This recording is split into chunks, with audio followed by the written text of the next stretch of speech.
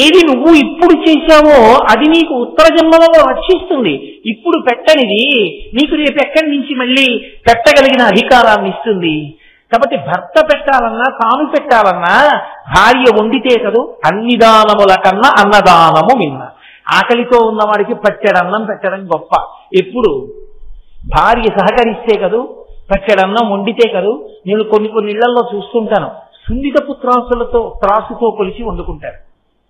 ఒకవేళ ఆ రోజున పులుసు నచ్చి భర్త ఇంకొంచెం అన్నం అడిగితే ఉండదు. అదేంటి అన్నం లేదా అంటే, రోజు డబ్బా సరిపోతుంది కదా అంతే వండానంటారు. ఇంత మిగిలితే ఏమైంది అన్నారు అనుకోండి, ఎందుకు వేస్ట్? అదేంటి నువ్వు ఎందుకున్నావు గృహస్థాశ్రమంలో? ఎవరూ లేకపోతే భూతబలి బయటపడాయి, పక్షులు తింటాయి, కాకులు తింటాయి, కుక్క తింటుంది, పంది తింటుంది. నువ్వు అలా గిన్నెలో ఉన్న కరిమెతుకు నీకు సరిపోవడానికి మాత్రమే వండుకు తినడం అలవాటైతే వచ్చే జన్మలో ఒక మెతుకు నీకు పెట్టడం ఎలా కుదురుతుంది? కనీసం అడుగునున్నది తీసి పెట్టడానికి కూడా మిగల్చకపోతే ఒక గుప్పెడు. కాబట్టి నేర్పారు మనకి శంకరాచార్యులు వారు. నేర్పింది మనకి అన్నపూర్ణ. అమ్మ అన్నం పెట్టేటప్పుడు అయోగ్యుడని పెట్టదు, అయోగ్యుడి కోసమే ఎదురు చూసి పెడుతుంది. అమ్మవారి యొక్క అయ్యవారి యొక్క స్వరూపాన్ని వివరణ చేస్తూ జనత్వనత్ కంకణ నూపురాయి, అమ్మవారు అలంకరించుకునేటటువంటి ఆభరణములలో కంకణములు నూపురములు అని రెండు ఉంటాయి. కంకణములు అంటే హస్తాభరణములు, చేతికి అలంకరించుకునేవి. నూపురములు అంటే పాద మంజీరములు, పాదములకు పెట్టుకునేటటువంటి ఆభరణములు. ఇవి స్త్రీ తప్పకుండా పెట్టుకోవాలి అని. కంకణము అన్న మాటని మీరు కొద్దిగా ప్రత్యామ్నాయం వాడితే గాజులు వేసుకోవాలి. ఇందుచేత సువాసిని లక్షణములలో వివాహమైనటువంటి స్త్రీ తప్పకుండా గాజులు వేసుకుంటుంది. గాజులు ఐదోతనానికి సూచన. గాజుల చెయ్యి అంటారు. ఎందుకు చేతికి గాజులు వేసుకోవడం? అది ఆడదానికి ఒక్కదానికే ఉంది, కానీ ఆ నియమం పురుషుడికి లేదు. పురుషుడు గాజులు వేసుకోడు, స్త్రీ గాజులు వేసుకుంటుంది. అందున ప్రత్యేకించి వివాహం అయిపోయినటువంటి ఆడది తప్పకుండా గాజులు వేసుకోవాలి. దానికి ఏమైనా కారణం ఉందా, లేకపోతే ఉత్తిన ఏదో అలంకారంగా బాగుంటుంది చేతికి అని చెప్పి గాజులు వేసుకోమన్నారా అంటే దానికి ఒక కారణం ఉంది. ఏమి అంటే ఆమె ముగ్గురికి అన్నం పెట్టవలసి ఉంటుంది గృహిణి. ఒకటి భర్తకి, 2 బిడ్డలకి, 3 అతిథులకు. ఈ ముగ్గురికి అన్నం పెడుతుంది. ఈ ముగ్గురికి అన్నం పెట్టేటప్పుడు మొట్టమొదట ఎవరిది అంటే గొప్పతనం భర్త. భర్తకి అన్నం పెడుతుంది. భర్త పరమేశ్వర స్వరూపుడు. ఆయన గుణాన్ని పక్కన పెట్టండి, కాసేపు మంచివాడిని ఊహ చేసే మాట్లాడాలి తప్ప శాస్త్రం మాట్లాడేటప్పుడు ఆయన దుర్మార్గుడు అయి ఉంటాడన్న భావనతో మాట్లాడడం అసలు మంచిది కాదు. రెండవది, నీ కర్తవ్యం నువ్వు చేయడం గురించి మాట్లాడుతుంది తప్ప శాస్త్రం నీ కర్తవ్యం అవతల వారిని బట్టి చేయడం అన్నది ఉండదు. నీవు కొడుకుగా ఎలా నిలబడాలి అక్కడ వరకే. మా నాన్నగారు ఇలాంటి వారండి అందుకు నేను ఏం చెయ్యాలి అన్న ప్రశ్న ఉండదు. నేనేం చెయ్యాలండి మా నాన్నగారికి అని ఉంటుందంతే. మా నాన్నగారు నన్ను సరిగ్గా చూడరండి, మా నాన్నగారు నేను చెప్పిన మాట వినరండి, మా నాన్నగారు డబ్బులు పిచ్చి ఎక్కువండి, నాకేమో ఏదో దానం చెయ్యాలని ఉంటుందండి, కానీ మా నాన్నగారు వద్దంటూ ఉంటారండి, నేనేం చెయ్యాలండి అని అడగకూడదు. మీ నాన్నగారి యొక్క శీలాన్ని పరిశీలించగలిగినటువంటి అధికారము నీకు లేదు కుమారుడిగా. ఎప్పుడు మాట్లాడినా శాస్త్రం కర్తవ్యతా కోణంలో మాట్లాడుతుంది. కర్తవ్యతా కోణము అంటే నీవు చెయ్యవలసినది ఏమి. నేను చేసేటప్పుడు భర్తగా నేను నా భార్యకి చెయ్యవలసిన కర్తవ్యం ఏదైనా ఉందనుకోండి, ఆమె ఎటువంటిది అన్నది విచారణ చేయకూడదు. నేను నా భార్యని రక్షించాలి, అది నా ప్రథమ ధర్మం. ఆమెని రక్షించాలి అన్నప్పుడు రక్షించడమే నా కర్తవ్యం తప్ప అదును చూసి ఆమె ఇబ్బందిలోకి వెళ్ళినప్పుడు మంచి పని అయింది దీనికని కడుపులో కక్ష పెట్టుకుని ఇందుకు నేను చేయలేకపోయానని తప్పించుకునే ప్రయత్నం చేయకూడదు.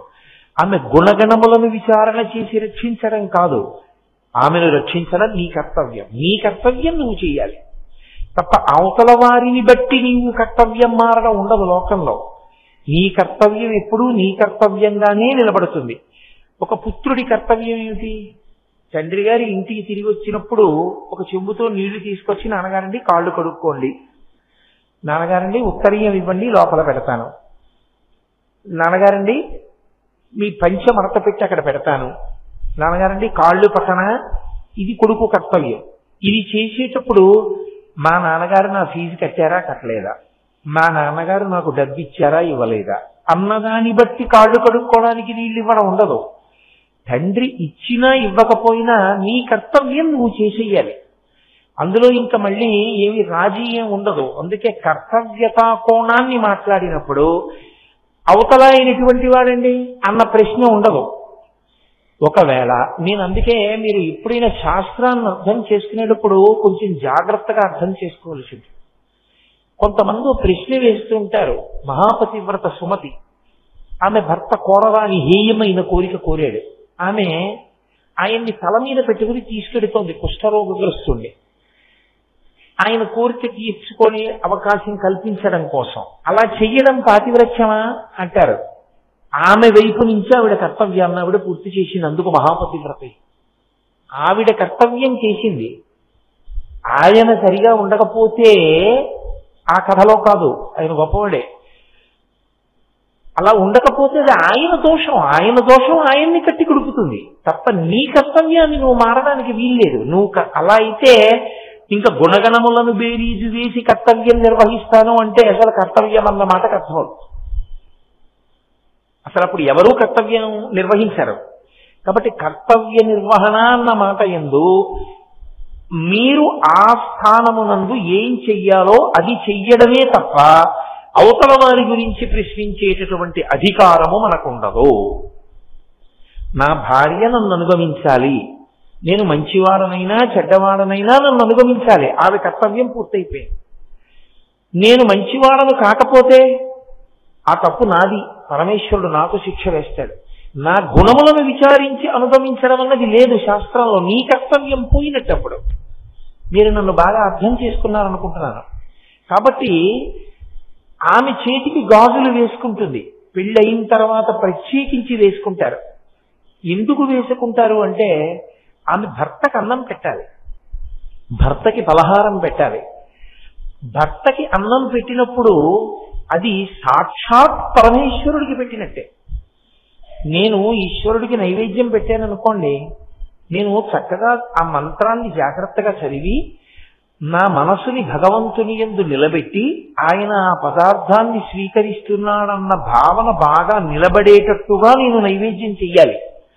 అదే నా భార్య నాకు తీసుకొచ్చి ఓ 2 ఇడ్లీలు పెట్టింది అనుకోండి, ఆమె తీసుకొచ్చి 2 ఇడ్లీలు మా ఆయనే అని పెట్టినా ఆ 2 ఇడ్లీలు నేను తింటే ఆవిడ ఖాతాలో ఏం వేస్తారంటే పరమేశ్వరుడికి ఆవిడ బాలభోగం చేసింది, ఆవిడ పరమేశ్వరుడికి పెట్టింది ఆ 2 ఇడ్లీలు, పరమేశ్వరుడు తిన్నాడు.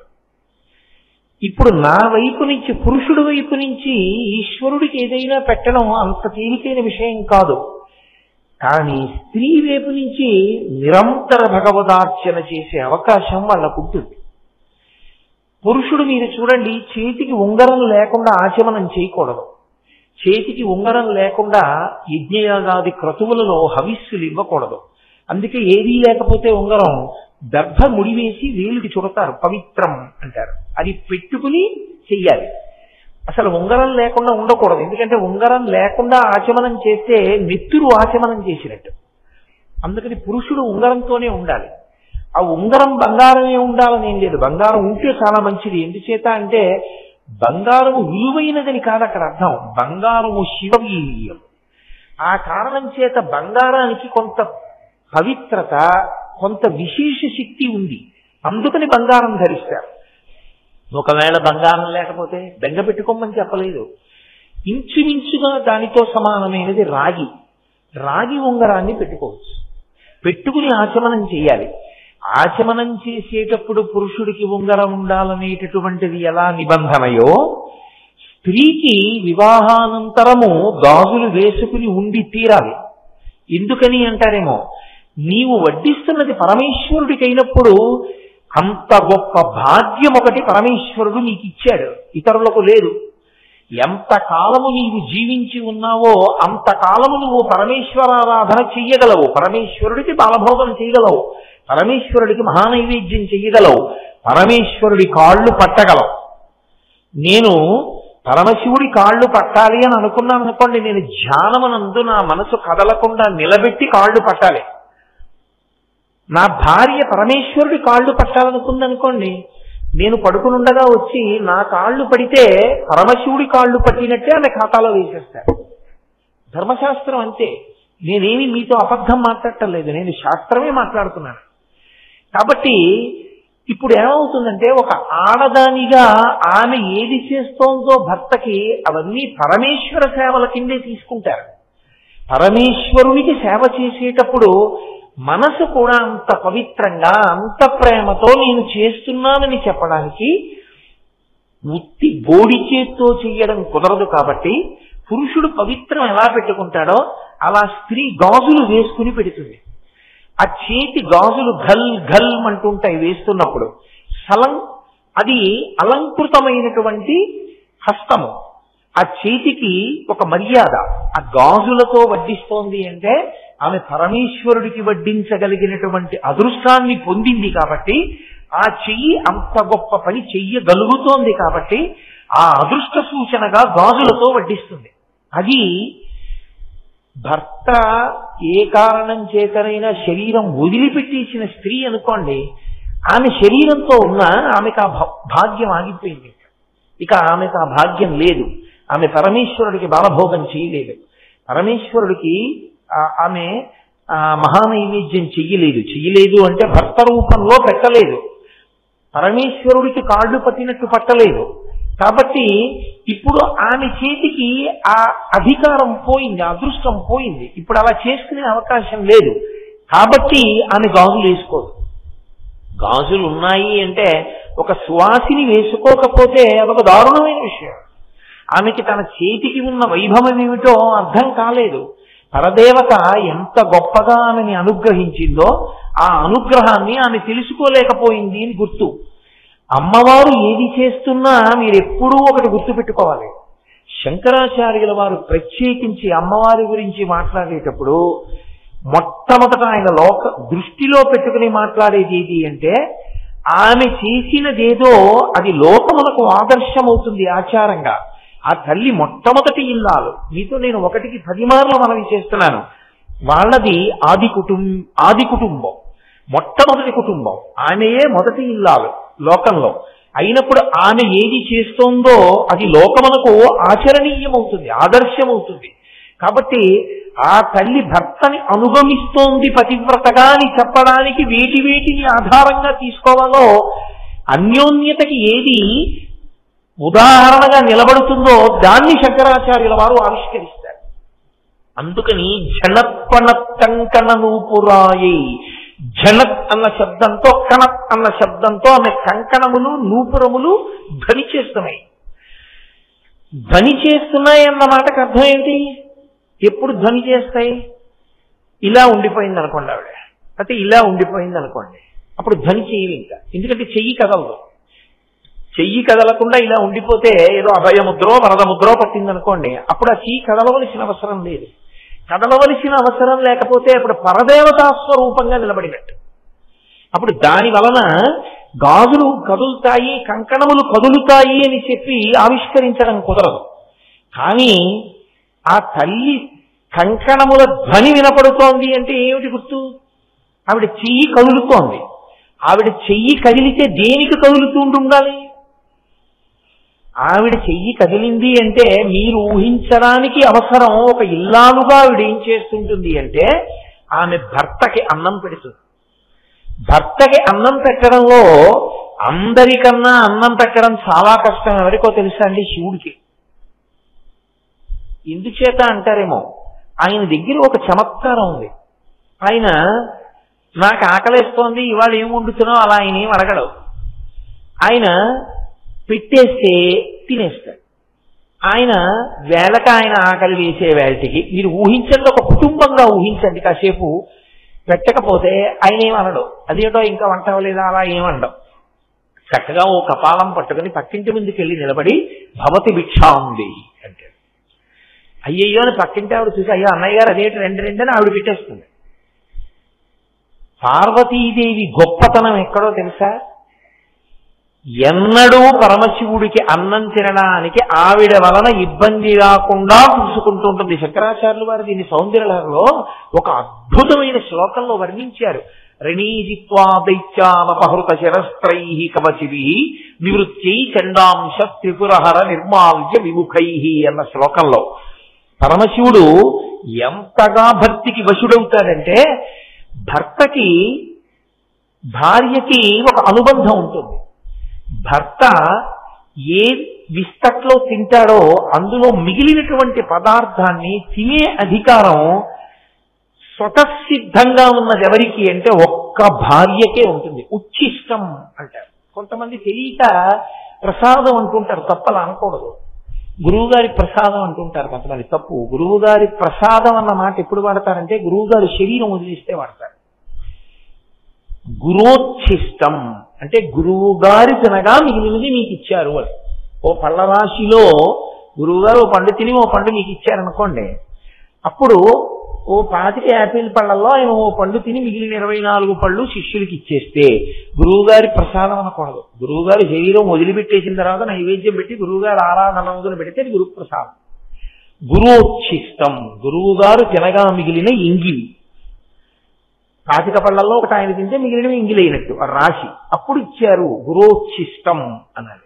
అలా భర్తృచ్ఛిష్టం పతి తినగా మిగిలినటువంటి పదార్థము, దీనిని తినడానికి అధికారం ఎవరిది అంటే ఏ ఇంటనైనా సరే అందులో భాగం ఎవరికి ఉండదు.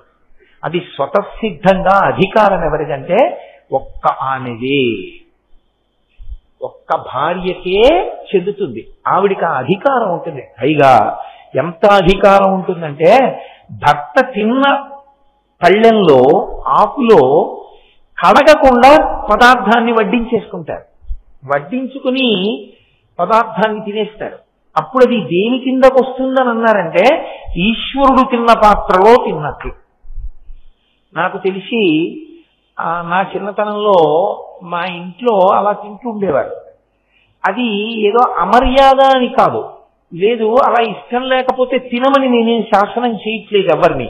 నేను అలా ఏదో బలవంత పెట్టి శాస్త్రం చెప్తున్నాను అని మీరు అనుకోకూడదు. నేను పాటించిన వాళ్ళ వైభవాన్ని ప్రకటిస్తున్నాను అని మీరు గమనించవలసి ఉంటుంది. కాబట్టి భర్త తిన్న పాత్రలో తినడం కానీ భర్త తినగా మిగిలినది తినడం కానీ ఎవరి హక్కు? భర్త తినగా మిగిలినది అన్న మాటకు అర్థం ఏమిటో తెలుసా అండి? ఆయన సగం సగం తిని వదిలేసింది మంచిదే, కాదంటలేదు. ఏదో ఆయనకి మీరు ఒక మధుర పదార్థాన్ని వేస్తే అందులో గిల్లుకుని ఆయన సగం తిని సగం వదిలితే భార్య తింది అంటే అందులో దోషం ఏం లేదు.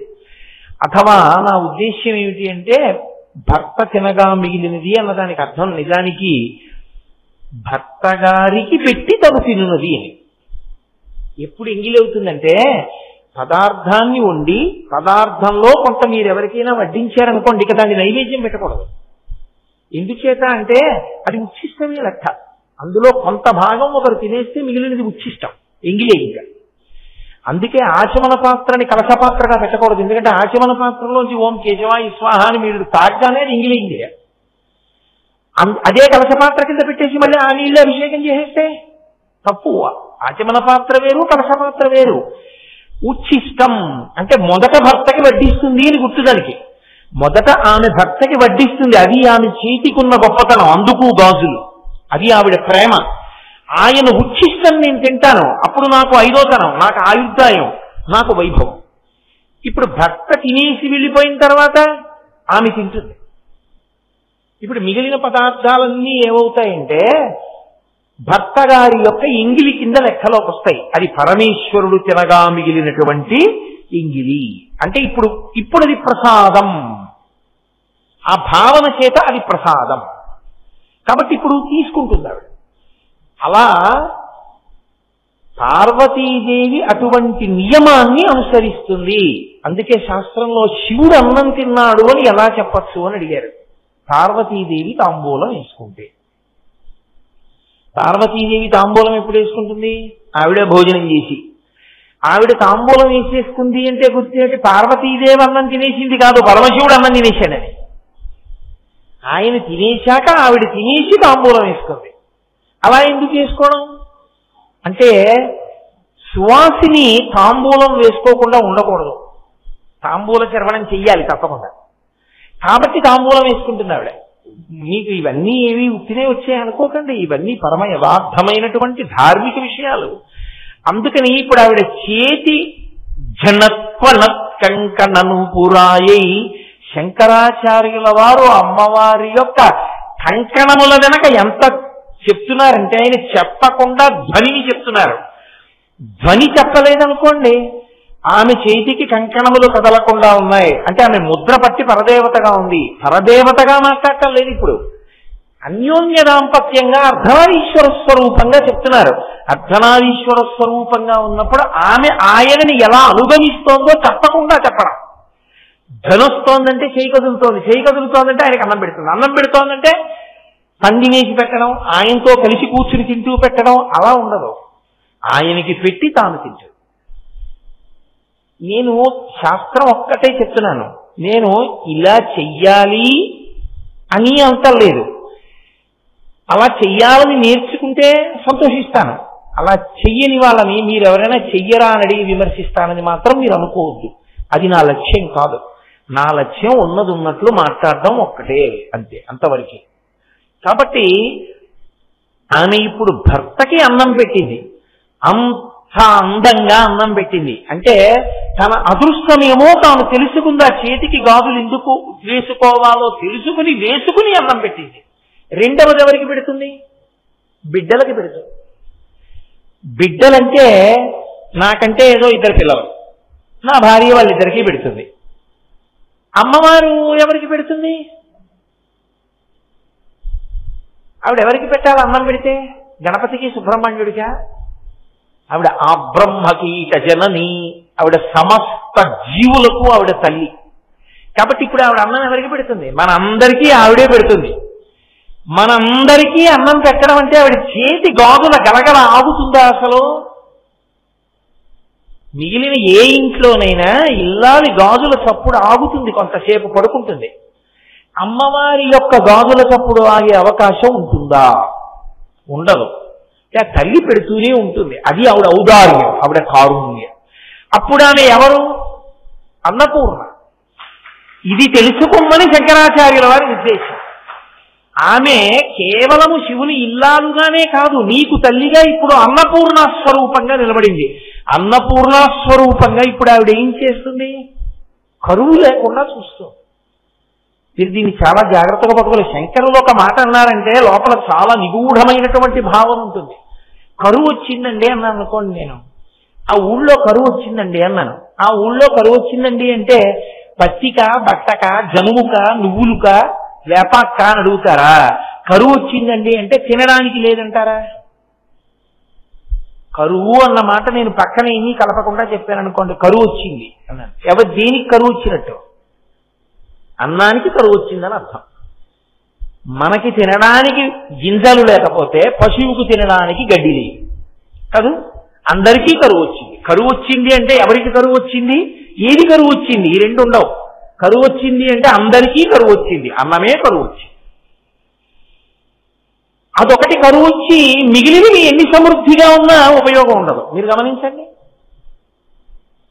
బోలెడన్ని బట్టలు ఉన్నాయి, బోలెడన్ని నగలున్నాయి, కావలసినంత పెట్రోల్ ఉంది, బోలెడన్ని కార్లు ఉన్నాయి, అన్నమే లేదు. ఏమైనా ఉపయోగం ఉందా? ఏమీ ఉపయోగం లేదు. అవి ఏమీ లేవు, అన్నం ఉంది. చాలా బతుకుతాడా? బతుకుతాడు. కరువు లేకుండా చెయ్యగలిగిన తల్లి అన్నపూర్ణమ్మ. అన్నపూర్ణ అంటే చాలా మంది ఏమంటారంటే అన్నం పెట్టే తల్లి అనుకుంటారు. అన్నం పెట్టే తల్లి అని వదిలేయడం కాదు, కరువు లేకుండా చెయ్యగలిగిన తల్లి అన్నపూర్ణమ్మ తల్లి. ఇప్పుడు అన్నం పెట్టే తల్లి అన్నాను అనుకోండి, ఏమిటండి మీకు అభ్యంతరం అంటారేమో. ఇప్పుడు నేను ఉద్యోగం చేస్తున్నానండి, నాకేదో కొంత జీతం వస్తుంది. కాబట్టి ఒకవేళ దేశంలో కరువు వచ్చినా నేను కనీసం ఒక పూట అన్నం తినడానికి కావలసినంత జీతం నాకు వచ్చేస్తుంది. ఒక పూట అన్నం తినడానికి కూడా లేక చచ్చిపోయే వాళ్ళు చాలా మంది అయిపోతారు నేను ఒక పూటే తింటే. నేను ఒక పూట అన్నమే తినే రోజు వచ్చిందనుకోండి, దేశంలో చచ్చిపోయే వాళ్ళ సంఖ్య చాలా వచ్చేసిందని గుర్తు. ఒక కేంద్ర ప్రభుత్వోద్యోగినై ప్రతి నెల కొన్ని వేల రూపాయల జీతం పుచ్చుకునే నేను ఒక్క పూట అన్నమే తినగలిగితే, ఇక నాకన్నా చాలా కింద స్థాయిలో ఉండే కొన్ని వేల మంది బ్రతుకు ఏమైపోయిందని గుర్తు. అందుకని అన్నం తినడం ప్రధానం కాదు. అన్నం పెడుతుంది అంటే ఎవరన్నం తిన్నట్టు అన్న ప్రశ్న వస్తుంది. కరువు రాకుండా చూస్తుంది. కరువు రాకుండా చూడటము అన్న మాటలో మళ్ళీ ఏ అర్థం ఉంటుంది అంటే, మీరు వేసినటువంటి గింజలు మొక్కలుగా పెరగడానికి వీలైన రీతిలో వర్షం కురవడం, వీలైన రీతిలో గాలి వీచడం, వీలైన రీతిలో వాతావరణం ఉండడం, క్రిమికీటకాదులు పెరిగిపోకుండా ఉండడం, మీరు కోతలు కోద్దామనుకున్న వాటికి అకాలపు వర్షాలు పడిపోయి పంట నాశనం అయిపోకుండా ఉండడం, తెచ్చిన దాన్ని గాజలో పెట్టిన దాన్ని మళ్లీ పంట వచ్చేంత వరకు హాయిగా వండుకుని తిని సుఖంగా ఉండగలగడం, ఇదంతా చూసే తల్లికి అన్నపూర్ణమ్మని పేరు. అందుకే శంకర భగవత్పాదుల కవిత్వం అంటే అలా ఉంటుంది. శంకరులు అన్నపూర్ణాష్టకం చేశారు. అన్నపూర్ణాష్టకంలో ఆయన నిత్యానందకరీ వరాభయకరీ సౌందర్య రత్నాకరీ నిర్ధూతాకిల ఘోర పాపనికరీ, ఘోర పావనకరీ అంటుంటారు, పొరపాటు అలా అనకూడదు. ఘోర పాపనికరీ ప్రత్యక్ష మహేశ్వరి ప్రాళీయాచల వంశ పావనకరీ కాశీపురాధీశ్వరి భిక్షాం దేహి కృపావలంబనకరీ మాతా అన్నపూర్ణేశ్వరి అన్నారు. మనకు అన్నం పెట్టు.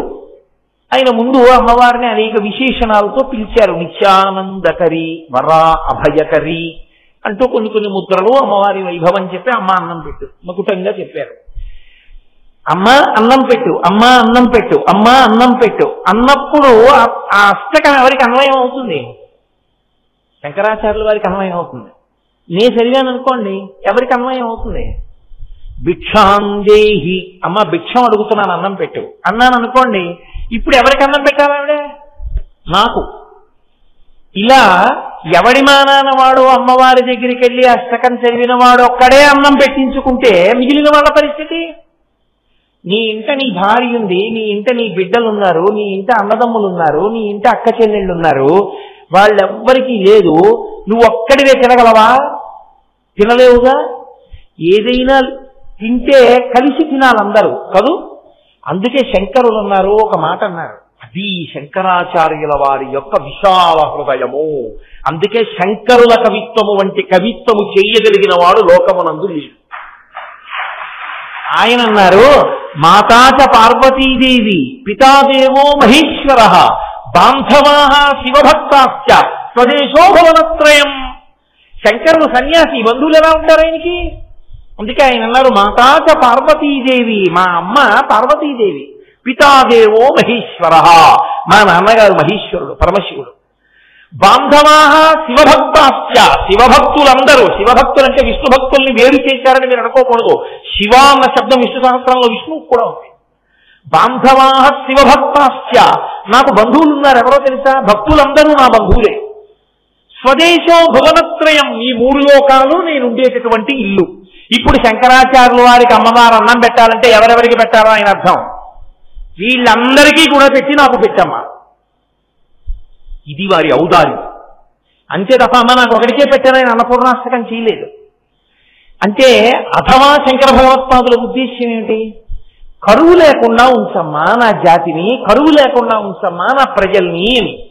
అంత పరమోదారులై వారు అన్నపూర్ణాష్టకం చేశారు శంకర భగవత్పాదులు. నీవు కూడా అన్నపూర్ణాష్టకం చెయ్యకుండా, అన్నపూర్ణాష్టకంలో ఒక శ్లోకమైనా చెప్పకుండా అన్నం తినకూడదు. ఎందుకని? ఆ తల్లి అనుగ్రహం లోపించిందా పంట చేతికి రాదు, చేతికొచ్చినా నోట్లోకి వెళ్ళదు, నోట్లోకి వెళ్ళినా జీర్ణం కాదు, జీర్ణమైనా సరైన బుద్ధి పుట్టదు, బుద్ధి సరైనది పుట్టనప్పుడు నువ్వు ఎంత బలంగా ఉన్నా ఉపయోగం లేదు. నీకు మంచి బుద్ధి ఉన్నా శరీరంలో బలం లేనప్పుడు దేశానికి పనికిరావు. అన్నీ ఉండాలంటే ఆవిడ అనుగ్రహం ఉండాలి. అన్నము తిన్నది రక్తంగా మారి సప్తధాతువులుగా మారి 10 మందికి పనికొచ్చేలా నీ బ్రతుకు ఉండాలంటే అన్నపూర్ణమ్మ యొక్క అనుగ్రహం ఉండాలి. అందుకే ఆ అన్నపూర్ణ అన్న మాటకు అర్థం ఏమిటంటే కరువు లేకుండా చేయగలిగిన తల్లి. ఇప్పుడు అయ్యా ఆవిడ అలా చేస్తుందిరా, ఆవిడ దగ్గరికి వెడితే ఆవిడ పెడుతుంది, అలాగా పెట్టగలదు, ఆవిడ దగ్గరికి వెళ్ళు అన్నారు అనుకోండి. లోకంలో కొంతమందిలో ఒక అభిజాత్యం ఉంటుంది. ఏమిటండి బొత్తిగా ఆడది, ఆవిడ దగ్గరికి వెళ్ళి అలా అడగడం ఏంటండి, పెట్టించుకోవడం ఏంటండి, బాగుంటుందా? నేను అడిగితే ఇంకో మగాళ్ళని అడుగుతాను కానండి, అలా ఆడవాళ్ళ దగ్గరికి వెళ్ళి అన్నం పెట్టని చేయి చాపి నేను అలా అడగనండి అంటాడు. ఉరే నువ్వే పాటి మగాడివి, మగాళ్ళకి మగాడిని, మొదటి మగాడిని నేనే లోకంలో, నేనే వెళ్ళి అడుగుతున్నాను చేయి చాపి మా ఆవిడ దగ్గర, నీకేం కష్టం? నాన్నగారే నిల్చున్నప్పుడు పిల్లలకి కష్టమా? ముందు ఆయనే వెళ్ళి నిల్చున్నాడు ఆది బిచ్చు. ఆయన వెళ్ళి నిలబడితే అమ్మ ముందు ఆయనకి పెట్టింది. ఎందుకని? భర్తకి పెట్టి కదా బిడ్డలకి పెడుతుంది. అందుకని మొదట పెట్టింది ఆయనకి, తర్వాత పెట్టింది మనకి. ఆయనకి పెడుతున్న మూర్తి ఇంట్లో ఉందంటే మనకి తర్వాత పెట్టేస్తోందని గుర్తు. ఆయనకే పెడుతోందండి మాకెప్పుడు పెట్టదా అని అడగకూడదు. అమ్మ ఆయనకి పెట్టింది అంటే తర్వాత మనకే పిలిచి పెట్టేస్తుంది. పైగా ఆయన మొదటి ముద్ద ఇలా నోట్లో పెట్టుకుంటే ఏమంటాడు? అరే పిల్లలు తిన్నారా? లేదు, మీరు తిన్నాక పెడతాను. ఇప్పుడు ఆయన గంట సేపు కబుర్లు చెప్తూ తింటాడా? పిల్లలు నకనకలాడుతున్నాడు, గబగబా తినేసేసి పిల్లలకి పెట్టేసి విస్తళ్ళేసి ఈలోగా వెంటనే చేసేస్తుండు. వాళ్ళకి వంటన చేసే లోపల నేను భోజనం అయిపోతుంది, తినండి. ఇప్పుడు అమ్మ పిల్లలు కలిసి తింటారు. మీరు ఒకటి గుర్తుపెట్టుకోండి, ఆయనకి పెడుతోంది అంటే అర్థం ఏమిటి? ఆ తర్వాత ఆవిడ మనతో కలిసి తింటుంది అని గుర్తు కాదు. అమ్మ భర్తకొకడికే ముందు పెడుతుంది, ఆ తర్వాత పిల్లలకి పెట్టి తన ఒక్కటి కూర్చోదు. పిల్లలకి పెట్టేటప్పుడు నలుగురు పిల్లల్ని చుట్టూ పెట్టుకుని తన మధ్యలో కూర్చుని ఇటువైపుకి తను కూర్చుని వాళ్ళకి పెడుతూ తను పెట్టుకుంటూ తను తింటూ, ఒరే ఇంకా కూర వేసుకోలేదరా బాగుందిరా అని చక్కగా తను తింటూ వాళ్ళకి పెడుతుందమ్మ. అంటే అన్నపూర్ణమ్మ మూర్తి ఇంట్లో ఉంది, అన్నపూర్ణమ్మకి నమస్కారం చేసి తినడం అలవాటైందంటే నీ ఇంట్లో నీతో పాటుగా ఎవరు తింటారని గుర్తు. ఆవిడ కూడా తింటుందని గుర్తు. ఆవిడ పెట్టి తింటుంది కదా. అప్పుడు ఆవిడ చేతి గాజులు నీ ఇంట కదులుతాయి. నీ ఇంటి ఇల్లాలు ఎవరుందో ఆవిడిలోకే ప్రవేశిస్తుంది ఆవిడ, గృహలక్ష్మి కాబట్టి. ఇప్పుడు ఆవిడ చేతి గాజుల గలగలలు పరదేవతా చేతి గాజుల గలగలలు కాబట్టి ఆ ఇంట అన్నానికి లోటు కాదు, ఆ ఇంట అన్నం దొరుకుతుంది. అందుకే ఎప్పుడెప్పుడు అమ్మవారు అన్నం పెట్టిందని చెప్పినా అమ్మవారి చేతుల గాజుల గలగలలు కూడా వెంటనే చెప్తారు, చెప్పకుండా విడిచిపెట్టరు. కాశీఖండంలో శ్రీనాథ మహాకవి ఒక అద్భుతమైనటువంటి పద్యాన్ని ఇచ్చారు. మహానుభావుడు అనుభవించాడు తత్వాన్ని. వ్యాస మహర్షి కాశీలో అన్నం దొరకలేదు. అన్నం దొరకలేదంటే దొరకక కాదు, కాశీపట్టణం ఒక్క దాంట్లోనే ఒక విచిత్రమైన ఆచారం ఉంది. మీరు ఎప్పుడైనా చూశారో లేదో, కాశీపట్టణంలో ఎవరి ఇంట్లోనైనా ఎవరైనా చనిపోయి శవం ఇంట్లో ఉన్నా సరే ఎవరైనా వచ్చి అన్నం అడిగితే పెట్టేస్తారు అక్కడ. తప్ప ఇంట్లో శవం ఉంది అన్నం పెట్టమన్న మాట లేని ఏకైక స్థలం కాశీపట్టణం. కాశీపట్టణంలో అన్నం దొరకకపోవడం అన్నది ఉండదు. కాశీలో ఎక్కడో అక్కడ మీకు అన్నం పెట్టేస్తారు ఎవరో. అది కాశీపట్టణానికి ఉన్న వైభవం అసలు. అందుకంటే అన్నపూర్ణ తిరుగుతుంది మధ్యాహ్న వేళ ఆవిడ. అటువంటి కాశికాపట్టణంలో పరమశివుడు నియమం విధించాడు, వ్యాసుడికి అన్నం దొరకకుండా చెయ్యి, చూస్తా ఎంత వైరాగ్యంతో నిలబడతాడో అన్నాడు. అన్నం దొరకకపోయేసరికి వ్యాసుడికి ఎక్కడ లేని కోపం వచ్చి కాశీపట్టణాన్ని శపించబోయాడు. శపించపోతే ఆవిడ గబగబా బయటికి వచ్చిందో, ఒక బ్రాహ్మణ ఇల్లాలు రూపంలో పైకొచ్చింది. పైకొచ్చి ఎందుకో అలా శపిస్తున్నావు, మా ఇంట్లో భోజనం చేయి అంది. మీరు కొంచెం జాగ్రత్తగా గమనించండి, ఆవిడ మామూలుగా ఇలా పిలిచి ఎందుకంటే అంత కోపం, రండి మా ఇంట్లో భోజనం పెడతాను అందనుకోండి, గాజులు ఏం పెద్ద గల్ గల్ గల్ గల్ అనవు. ఇలా అంటే ఏమంటాయి పెద్ద, మా ఇంట్లో భోజనం చేయండి అంటే ఏమనవు. కానీ ఆకలితో ఉన్నవాడిని చూసి ఆవిడ ఊరుకోదు.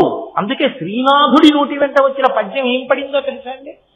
ఆయన అన్నాడు, వేద పురాణ శాస్త్ర పదవీ నదవీయసి అయిన పెద్ద 35 కాశికానగర హాటక పీఠ శిఖాధిరూఢ అయి ఆదిమశక్తి సంజమీవరా ఇటు రమ్మని హస్త సంజ్ఞాదరలీల చేసే రత్న కటకాభరణంబులు కల్లు కల్లనం అన్నాడు. ఇలా చేయబట్టి రండి అనలేదుట. ఆకలితో ఉన్నవాడిని చూస్తే అమ్మ మనసు కొట్టుకుపోయి, ఎవరావిడ? ఆ తల్లి వేద పురాణ శాస్త్ర పదవీ నదవీయసి అయిన పెద్ద 35. ఆవిడ పెద్ద 35. ఆవిడ 5వ తనానికి లోటు రావడం అన్న మాటే లేదు లోకంలో. అంత పెద్ద 35 అయ్యాదిమశక్తి, ఆదిపరాశక్తి కాశికానగరహాటక పీఠ శిఖాదిరూఢ, కాశికాపట్టణంలో ఉండేటటువంటి పీఠాధిష్టాన దేవత ఇలా చెయ్యెత్తి సంయమీవరా ఇటు రమ్మని, ఇలా రా అన్నం పెడతాను, ఎందుకు అన్నం లేదని బాధపడతావు, ఏటో శాపం కూడా ఏంటి, ఇలా రా అని ఇలా పిలిచిందిట. ఇలా పిలిస్తే హస్త సంజ్ఞ ఆదరలీల చేసే, ఏదో పిలవడంలో కాశీని శపించబోతున్నాడని చెప్పి ఆపడానికి కోపం వెళ్ళరా, అన్నం పెడతానులే అనలేదుక, అన్నం లేక శపిస్తున్నాడని. చూడండి, పిల్లలు కొంచెం ఆలస్యం అయిందనుకోండి, అయిపోతుందిరా, కుక్కర్లో ఎలక్ట్రిక్ కుక్కర్లో పెట్టేసి ఇచ్చేయడం మర్చిపోయాను, ఇవాళ ప్రెషర్ కుక్కర్లో పెట్టేసాను అయిపోతుంది వంట, ఒక్క నిమిషం ఉంటుంది తల్లి. అది ఇంకా ఏదో కొద్దిగా కలపాలి, అది సరే అందులోంచి స్టీమ్ బయటికి రావాలి, చల్లారాలి, చల్లారిన తర్వాత మూత తీయాలి, వడ్డించాలి. వీడికి ఎక్కడ లేని పాపం, నువ్వు ఎప్పుడు అంటానమ్మా అన్నం తొందరగా పెట్టమమ్మా, ఇబ్బంది వచ్చేస్తాను, ఎంత ఆకలిస్తుందో తెలుసామా అని వాడు చిరాకు పడిపోయి, ఈలోగా నేను అమ్మ చెగోడీలు తినేస్తానమ్మా అంటాడు. అమ్మ అంటుంది చెగోడీలు తినేది ఎదురా, వండిన అన్నం ఏం చేయను, ఒక్క నిమిషం ఉండు నాన్న, ఒక్క నిమిషం ఉండు. వాడు అంత దెబ్బలాడుతున్నా విచిత్రం ఏంటంటే, అయ్యో పిల్లాడికి వేళ పట్టున అన్నంలే పెట్టలేకపోయానని తన తప్పుతో కుంగిపోతుంది తప్ప, ఏమిట్రా ఒక్క రోజుకి ఏం లాగి లెంపగా ఏం కొట్టదమ్మా. పిల్లాడికి పాఠం అర్థం అవ్వకపోతే నా తప్పు వాడికి అర్థమయ్యేటట్టు చెప్పలేకపోయాననుకునే మాస్టర్ లేకపోవచ్చు. వేళకి అన్నం ఉండకపోతే బాధపడే కొడుకుని చూసి నాది తప్పని కూలిపోతుంది తప్ప కొడుకుని కొట్టదు తల్లి. పెట్టేస్తున్నాను నాన్న అంటుంది. అమ్మ ప్రేమ అంటే అలా ఉంటుంది. ఆవిడ అయ్యి ఆదిమశక్తి, పెద్ద ముత్తైదువా, జగత్తులు కన్న తల్లి, ఆవిడ కోపగిస్తుందా వ్యాసుడి మీద. హస్తసము జ్ఞాదరలీల చేసే ఇది శ్రీనాథుడి యొక్క హృదయం అండి. అత్యంత ఆదరంతో ఇలా పిలిచింది, హస్తసము జ్ఞాదరలీల చేసే రా సంయమీవరా అంది. ఇలా అనేటప్పటికిట ఆ రత్న కటకాభరణంబులు గల్లు గల్లనన్, ఆవిడ చేతి గాజులు గల్లు గల్లు మన్నాయి. అంటే అన్నం పెట్టాలన్న తాపత్రయంలో పిలిచే అమ్మ పిలుపులో ఉండే ఆర్తి జగదంబ చేతి గాజుల సవ్వడిగా ఎలా ఉంటుందో శ్రీనాథుడు చూపించాడు. అది అమ్మవారి గాజుల చప్పుడంటే. అదే సామాన్యమైనటువంటి చప్పుడు కాదు. ఆ చప్పుడు భర్తృ శుశ్రూష. ఎప్పుడు ఆవిడ లక్ష్మీ స్వరూపిణిగా ఉన్నప్పుడు శ్రీ మహావిష్ణువు పాదములు ఒత్తుతుంది. ఆ పాదములు ఒత్తుతున్నప్పుడు ఆవిడ గాజుల చప్పుడు అవుతూ ఉంటుంది. మీరు సుప్రభాతంలో వింటారుగా, లక్ష్మీ మహీతను రూప నిజానుభావ నీలాది దివ్య మహిషీకర పల్లవానాం ఆరుణ్య సంక్రమణ కిలసాంధ్ర రాగౌ శ్రీ వెంకటేశ చరణౌ శరణం ప్రపత్తి. నేనైతే అంటాను, గురువు గారి పాదముల దగ్గర వంగి నమస్కరించినటువంటి తలా చేతిలో ఉన్న పురుషుడు, భర్త కాళ్ళు ఒక్కసారి కూడా పట్టని భార్య, వీళ్ళిద్దరి జన్మ నిరర్థకం. పురుషుడిగా వాడికి గౌరవం ఎప్పుడంటే గురువు గారి దగ్గర వంగి గురుపాదములకు నమస్కరించినప్పుడే అసలు ఆ శరీరానికి ఒక అందం, గౌరవం. స్త్రీకి అందం, గౌరవం ఎప్పుడంటే జన్మలో భర్త కాళ్ళు పట్టినప్పుడే, ఆ చేతులు ఈశ్వరుడు ఇచ్చినందుకు, ఆ చేతులకి గాజులు ఉన్నందుకు అందం.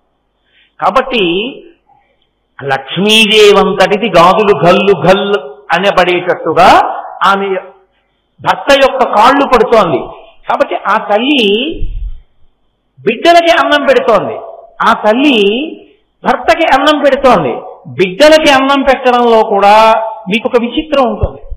ఇంట్లో తండ్రికి కనపడితే దెబ్బలాడతాడని తప్పు పనులు చేయడానికి అలవాటు పడిపోయిన కొడుకు అందరూ అన్నం తినేవాటికి రాకుండా, రాత్రి 8ంటికి భోజనం చేస్తారంటే నాన్నగారు లేచి ఉంటారని రాకుండా, నాన్నగారు పడుకున్నాక వెడదామని రాత్రి 10ంటికి ఇంట్లోకి వచ్చి మెల్లగా తలుపు తీసుకుని లోపల ప్రవేశించి వంటింట్లోకి వెళ్ళి ఆకలితో ఏదో కనపడింది తిరిగి పడుకుండిపోతాడేమోనని భర్తతోటి నాకు కొద్దిగా పనుంది సర్దుకుని వచ్చేస్తాను మీరు పడుకోండి అని చెప్పేసి, ఆ కొడుకు వచ్చే వరకు చీకట్లోనే ఎక్కడో ఉండి వాడు వచ్చి వంటింట్లోకి వెళ్ళి లైట్ వేసుకుని గబగబా ఏదో దొరికింది తింటుంటే వచ్చి తిట్టకుండా తిరిగి అన్నం తినడని కూర్చోపెట్టి వాడికి అన్నీ వేసి అన్నం పెట్టి వాడు పెరుగన్నంలోకి వచ్చేసిన తర్వాత ఏడుస్తుందమ్మ. అది అమ్మ అంటే లోకంలో. అందుకే లోకంలో దరిద్రం అన్నది ఏదైనా ఉంటే అమ్మ లేనివాడే దరిద్రుడు తప్ప మిగిలిన వాడు దరిద్రుడు కాడు. కాబట్టి అమ్మ అంటేనే అంత ప్రేమ. 10 మందిలో బస్సులో వెడుతూ పిల్లాడికి పాలు పడుతుంది, ఏదైనా మర్చిపోతుందేమో కానీ పాల సీసా ఒక్కటి పట్టుకొచ్చి బస్సులో పాల సీసా నోట్లో పెట్టి పాలు పెట్టే తల్లిని నాకు చూపించండి. ఆ పాల సీసాకి ఒక రంగు గుడ్డ ఒకటి పైన గలీబు కింద కట్టేస్తుంది. ఎందుకని?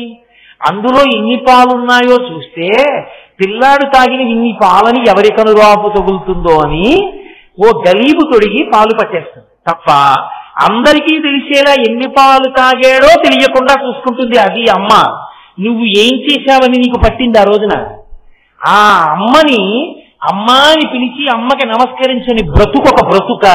ఇక అమ్మకి కజ్జినం పెట్టని వాడు, అమ్మకి అన్నం పెట్టని వాడు, వీళ్ళిద్దరిని నమ్మి ఎలా స్నేహం చేస్తాను? అంత చేసిన తల్లినే చూడని వాడిని నేను నమ్మనా? వాడిని దగ్గర పెట్టుకోనా? వాడు నాకు చేస్తాడా? వాడు నా పక్కన సరిగా ఉంటాడని ఏం నమ్మకం? అందుకే ప్రపంచంలో ఎవరినైనా నమ్మచ్చు, కానీ అమ్మని చూడని వాడిని మాత్రం ఎప్పుడూ నమ్మకూడదు. వాడు కృతజ్ఞుడు, వాడికి నిష్కృతి లేదు ఇక జీవితంలో. అందుకే వాకాటి పాండురంగారావు గారు దిక్సూచి వ్యాసాలు రాస్తూ one who says thanks to his mother and wife is the biggest pool on the face of the earth అని రాశారు. తల్లికి భార్యకి థ్యాంక్స్ నువ్వు ఏమిచ్చి చెప్తావు? ఎక్కడో పుట్టిన పిల్ల ఇంటి పేరు వదిలేసింది, వంశం వదిలేసింది, తల్లిదండ్రులను వదిలేసింది, తన వాళ్ళను వదిలేసింది, నిన్ను నమ్మి సముద్రాలు దాటి దేశాలు దాటి వెళ్ళిపోయి నీతో ఉండి నీ తేజస్సుని తను పుచ్చుకుని నీ ఇంటి పేరుతో కొడుకుని కంది. తన తండ్రి ఇంటి పేరు అనలేదు, తన తల్లి ఇంటి పేరు అనలేదు, మామగారికి మనవణ్ణి ఇచ్చానంది. అటువంటి భార్యకి నువ్వు ఏమిచ్చి థ్యాంక్స్ చెప్తావు? అసలు ఆమెకి థ్యాంక్స్ అన్న మాట చెప్పడం కుదురుతుందా? కుదరదు. థ్యాంక్స్ అన్న మాట భార్య దగ్గర అన్నాడు అంటే వాడు అయోగ్యుడు. భార్యకి తల్లికి థ్యాంక్స్ చెప్పలేరు. నువ్వు స్త్రీ పక్షపాతివి అని అనుకోకండి, నేను శాస్త్ర పక్షపాతిని, నేను ఉన్న యథార్థం మాట్లాడుతున్నాను.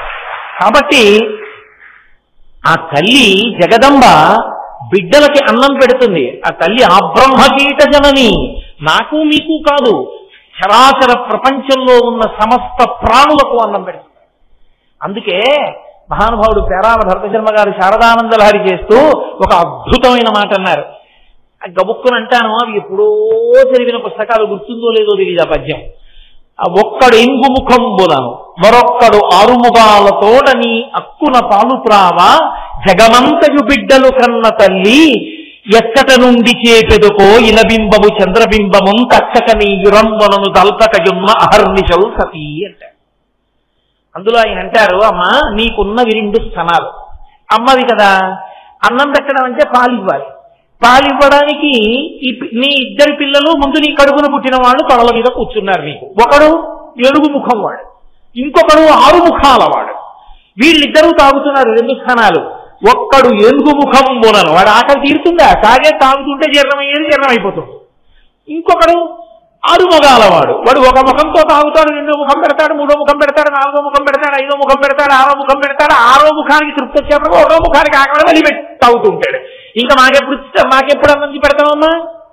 ఒక్కడు 7 ముఖంబులను మరొక్కడు 6 ముఖాలతోడ జగమంతకు బిడ్డలు కన్న తల్లి నేడెక్కడ నుండి చేపెదకో, మాకెప్పుడు పెడతామమ్మా అన్నం అని పిల్లలు అంటారేమో. మేము మాత్రం పిల్లలం కామా అంటామేమోనని ఆవిడ ఏం చేసిందంటేట, ఇనబింబము చంద్రబింబము తక్కక నీరంబమును దాల్చిన అహర్నిశం సతి. ఆవిడ సూర్యబింబాన్ని చంద్రబింబాన్ని రెండింటినీ తన స్థానములుగా ఉంచుకుంది. సూర్యబింబం యొక్క కిరణముల చేత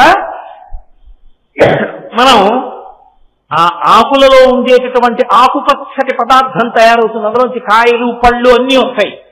అలాగే దొరికాయి కదా అని అన్నీ తినేస్తే అజీర్తి పట్టుకుంటే చంద్రుడి చేత ప్రకాశించి ఓషధులు మనకి వైద్యానికి దొరుకుతాయి. అందుకని పిల్లలు ఎక్కువ తింటే వైద్యం చేయడానికి ఓషధుల్ని ప్రకాశింపజేయడానికి చంద్రుణ్ణి, అందరికీ అన్నం దొరకడం కోసం చెట్లు పంటలు పెరగడానికి సూర్యుణ్ణి, ఇద్దరినీ తన యొక్క స్థలములుగా పెట్టుకుని మనందరికీ కూడా అమ్మే అన్నం పెడుతోందన్నారు పేరాల భరతశర్మ. కాబట్టి ఆ తల్లి బిడ్డలందరికీ అన్నం పెట్టే తల్లి. కాబట్టి ఎప్పుడు ఇలా పట్టుకుని ఉంటుంది. కేవలం అన్నం పెట్టడం కాదు, అమ్మా అని పిలిస్తే చాలట, కోరిక తీరుస్తుంది. అభయం అంటే అమ్మా అన్నాడు అనుకోండి, ఎంత నిర్భయత్వమో. ఏమి తెలుసు పసిగుడ్డుకి? రైల్లో స్లీపర్ క్లాస్ లో వెళ్ళిపోతుంటాడు మంచి రోహిణీ కార్తీ, ఆ మిడిల్ బెర్త్ వాడు అప్పర్ బెర్త్ వాడు గాలి ఇట్లేదని కిటికీలు పైకెత్తేస్తారు. లోయర్ బెర్త్ లో పడుకుంటుంది చంటి పిల్లాన్ని ఎట్టుకుని. వాడు ఇలా పొట్టలోకి దూరి దూరి దూరి దూరి పడుకుంటాడు. ఇట్నుంచి రైలు ఎడుతూ ఉంటుంది, అట్నుంచి రైలు పెద్ద కూత వేసుకుంటూ ఇలా వెళ్ళిపోతుంది. ఆ కూతకి రైలు చప్పుడికి గాఢ నిద్రలో ఉన్న పిల్లవాడు ఉలిక్కి పడతాడు. ఇంత నిద్రలో ఉన్న అమ్మ ఉలిక్కి పడిన ఆ పసిగుడ్డు మీద చెయ్యేసి ఇలా దగ్గరికి లాక్కుంటుంది. వాడికి ఏమర్థం అవుతుందో, అమ్మ కడుపు అమ్మ చెయ్యి తగలగానే వాడు నిర్భయత్వాన్ని పొంది మళ్ళీ నిద్రపోతాడు. అమ్మ చేతికి అమ్మ కడుపుకి అమ్మ ఒంటికి అంత శక్తి. అమ్మ అంటేనే రాశీభూతమైన నిర్భయత్వం. అమ్మ చెయ్యి తగిలితే అంత సంతోషం. అటువంటి అమ్మ, ఆ తల్లి జగజ్జనని. అటువంటి తల్లి అమ్మా అని నిజంగా ఆర్తితో వెళ్ళి అడిగిన వాడు ఎవడి కోరిక తీర్చరు. అది వైదికమైతే ధార్మికమైతే. అందుకనిట కోరిక తీర్చడానికి ఆయుధ రూపంలో పెడుతుందిట. తినరా కొడకా ఉభౌ సర్వీ కుంభౌ మణిగణక సంభావిత గుణౌ తథానా పాణిభ్యామృతరస మృష్టాన్న కలితౌ కళాఢ్యా కళ్యాణీ కలిత సదనా శ్రీ గిరతి శరసస్యతౌ భ్రమర్యం బారతీతు మదిష్టార్థ విభవం అంటారు. రచయితు మదిష్టార్థ విభవం, నా యొక్క కోరిక తీర్చడానికి ఆమె బంగారు పాత్ర చేతిలో పట్టుకుని మణిగణఖచితమైన తెడ్డు పట్టుకుని పాయస రూపంలో వడ్డించి కోరిక తీరుస్తుంది. కాబట్టి ఆ తల్లి కామాక్షి. ఆవిడ ఏం తీర్చలేదు కాబట్టి ఆమె కోరికలు తీరుస్తుంది. ఇక అతిథులకు, అసలు ఆవిడికి అతిథి అన్నవాడెవరు? ఆవిడ దగ్గర తినని వాడెవరు? ఎవరు? ఎక్కడ ఏది తిన్నా మా అమ్మ పెట్టిన భిక్షే, కొత్తగా తినడానికి ఏం ఉండదు. కాదు, లౌకిక మర్యాద యందు ఆలోచించినప్పుడు అతిథికి ఔపోసన కూడా భర్త పోసుకోవడానికి వీలుగా ఏర్పాటు చేస్తుంది. కాశీఖండంలో వ్యాసుడికి అన్నం పెట్టినప్పుడు అలాగే ఏర్పాటు చేసింది. అలాగే ఏర్పాటు చేసి అన్నం పెట్టింది. కాబట్టి భర్తకి ఫలితం ఇప్పుడు ఇంటికి వచ్చినటువంటి వాడు భోజనానికి వచ్చాడు. అందుకే మా ఇంట్లో భోజనానికి రండి అనరు. మా ఇంట్లో భోజనానికి రండి అని పిలవడం ఏదో మీ క్షుద్బాధ తీరడానికి కాస్త అన్నం పెడతాను రండి అని పిలవడం. అందుకే భోజనానికి రండి అనరు. అయ్యా మా ఇంట్లో దేవతార్చన చేతులుగాని రండి అంటారు. ఆయన వెళ్ళి కూర్చుంటే పదార్థములన్నీ వడ్డించి ఔపోసన వడ్డిస్తారు. ఆఖరణ చేతిలో హస్తోదకం అని వేస్తారు. హస్తోదకం వేసినప్పుడు చేతిలో వేసి వదలరు, ఓ మాట చెప్తారు. ఆయన చక్కగా ఎంతో శివభక్తుడు, పరమేశ్వరుడు అంటే ఎంతో ప్రీతి ఉన్నవాడు, అగ్ని విష్ణుద్వేషికాడు. ఆయన దగ్గరికి వెళ్లి హస్తోదకం వేసి విశ్వనాథ స్వరూపాయ బ్రాహ్మణాయ తుభ్యం నమః, విశ్వేశ్వరుడు నా ఇంటికి నీ రూపంలో వచ్చాడు అని హస్తోదకం వేస్తారు. హస్తోదకం ఒకటి వేస్తే ఆ చెయ్యి ఆయన ఇలా పెట్టి హస్తోదకం పుచ్చుకున్నందుకు మళ్ళీ ఆ భోజనం అంతా ఆయన చేసినదంతా విశ్వనాథుడే చేసింది. ఇప్పుడు ఆ ఇంట విశ్వనాథుడు భోజనం చెయ్యడానికి, విశ్వనాథుడు వచ్చి అన్నం తినడానికి వీలుగా కావలసినటువంటి ప్రక్రియ అంతా పూర్తి చేసి వంట చేసి భర్త తరించడానికి అవసరమైన వ్యవస్థని ఏర్పాటు చేసి తరింపచేసింది ఎవరు? ఆవిడే. ఆవిడలా ఆవిడలా వండకపోతే నువ్వు ఔపోసన ఎక్కడ వడ్డిస్తావు? ఎలా నువ్వు తరిస్తావు? ఆవిడ వల్ల తరిస్తున్నావు నువ్వు. ఆవిడ అన్నం వండుతోంది కాబట్టి నువ్వు వచ్చిన అతిథికి పెట్టుకుని, అతిథి దేవో భవ, ఈశ్వరుడు అతిథిగా ఉంటాడు. అందుకే స్నాతకం చేస్తే పెళ్లిలో గురువు గారు పక్కన కూర్చుని చెప్తారు. అది పురోహితుడు చెప్పే మంత్రాలు కావు. నిజానికి గురువు గారు కూర్చుని చెప్పాలి, ఒరే నాయన గృహస్థాశ్రమంలో పెడుతున్నావు, ఇప్పటి నుంచి నువ్వేం తెలుసుకోవాలో తెలుసా? మాతృదేవోభవ, అమ్మకి నమస్కారం చేయి. పితృదేవోభవ, తండ్రికి నమస్కారం చేయి. ఆచార్య దేవోభవ, గురువుకి నమస్కారం చేస్తుండాలి. అతిథి దేవోభవ, గృహస్థాశ్రమంలో ఉన్న అతిథి వస్తాడు. అతిథి అంటే ఒక తిథి నాడు వచ్చి రెండో తిథికి ఉండకుండా వెళ్ళిపోతాడు. ద్వాదశి నాడు వచ్చాడు, త్రయోదశి నాడు ఉండడు, వెళ్ళిపోతాడు. ఆయనకి అన్నం పెట్టాలి. అన్నం పెట్టడంలో ఆమె వెనుకంజ వేయకూడదు, చక్కగా సంతోషంగా వండి పెట్టడానికి సిద్ధంగా ఉండాలి. కాబట్టి ఆవిడ అలా వండితే ఆయన ఔపోసన వడ్డించుకుంటాడు. దానివల్ల ఆయన తరిస్తాడు. ఆయన తరించడానికి అవకాశం ఇచ్చి ఆవిడ తరిస్తోంది. ఇది ఒక ఇల్లాలకు ఉండవలసినటువంటి లక్షణం. ఇది లేనినాడు దాపరికం ఒకటే మిగులుతుంది, పట్టుకెళ్లేది ఏముంటుంది? దాచావు, ఏమైనా పట్టుకెళ్లేది ఉందా? ఏది ఉండదు. అలా ధర్మము లేక దాచి దాచి తుదకు దొంగల చిత్తురో దొరలకవును. తేనె జుంటీగలియవా తిరువరులకు భూషణ వికాస శ్రీధర్మ పురనివాస దుష్ట సంహార నరసింహ దురిత దూర. ఉన్నదంతా పెట్టేయమని శాస్త్రం చెప్పలేదు. ఈ జన్మతో నీ శరీరం వెళ్ళిపోవడం అన్నది లేదుగా, ఇక జన్మ లేదన్న నమ్మకం ఏం లేదుగా, వచ్చే జన్మ ఉంటుందిగా, అప్పుడు భార్యాబిడ్డలు ఉంటారుగా, అప్పుడు ఆకలి ఉంటుందిగా, అప్పుడు ఆకలితో వెళ్ళి ఇలా అడిగి తినవలసిన అవసరం లేకుండా నువ్వు తిని పెట్టగలిగిన చెయ్య అవ్వాలి అంటే, ఒకరికి పెట్టి తినగలిగిన చెయ్యి అవ్వాలంటే ఇప్పుడు పెడితే కదూ అప్పుడు పెట్టి తినగలవు. ఇప్పుడు పెట్టని చెయ్య అప్పుడు చాచే చెయ్యి అవుతుంది తప్ప పెట్టగలిగిన చెయ్యి ఎలా అవుతుంది? అందుకు కదూ కనకధారా స్తోత్రం వచ్చింది. బ్రాహ్మణి శంకర భగవత్పాదులు బ్రహ్మచారిగా ఇంటి ముందుకొస్తే కాస్త పట్టుకెళ్లి పదార్థం ఆయన యొక్క చేతిలో పెట్టలేకపోయింది. లక్ష్మీదేవిని ప్రార్థన చేశారు శంకరాచార్యులు వారు. ఆవిడంది, శంకర నీకు ఇస్తాను, ఆవిడికి ఇవ్వను. ఎందుకో తెలుసా? గత జన్మలలో ఇలా పెట్టింది లేదు. ఇలా పెట్టింది లేని వ్యక్తికి నేను ఏమని ఇవ్వను, ఏ పుణ్యం అడ్డు పెట్టి ఇవ్వను చెప్పు, కాబట్టి ఇవ్వలేను.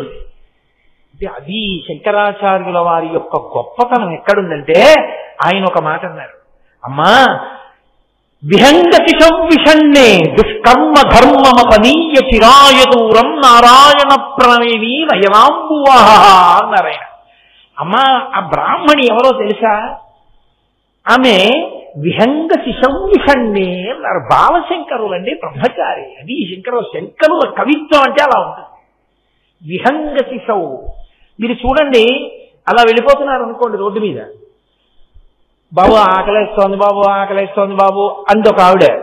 మీరు వెళ్ళిపోతారు అలా చూసి, ఏమో నిజం అబద్ధం.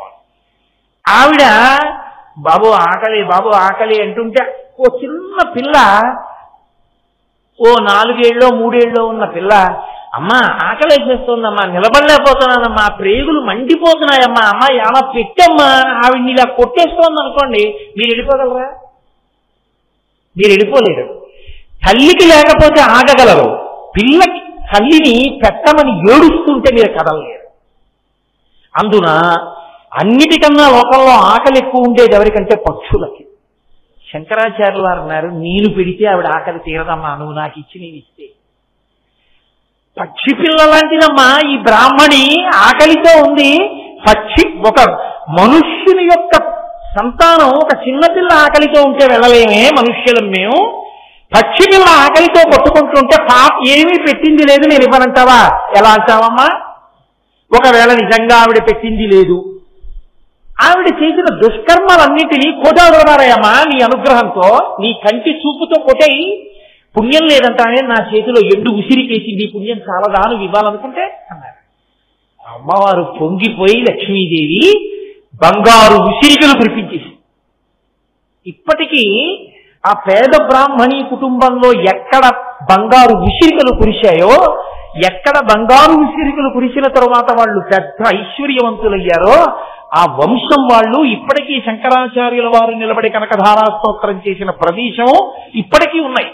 వాళ్ళు జ్ఞాపకంగా కనకధార చేస్తే మాకు ఐశ్వర్యం వచ్చింది అని గుర్తు కోసమని వాళ్ళు ఇంటి ముందున్న పెద్ద గేటు మీద స్వర్ణతమనాయ్ అని బోర్డు పెట్టుకున్నారు. వెతుక్కుని నేను కేరళలో ఆ అగ్రహారానికి వెళ్ళాను. వెళ్ళి ఆ ఇల్లు చూసి ఆ ఇంటి ముందు నిలబడి ఎక్కడ కనకధార చేశారని చెప్పుకుంటామో అక్కడే నిలబడి కనకధార స్తోత్రం కూడా చేశాం. మా మోహన్ రావు గారు కూడా సభలోనే ఉన్నారు, ఆయన మేము అందరం కలిసే వెళ్ళాం. కాబట్టి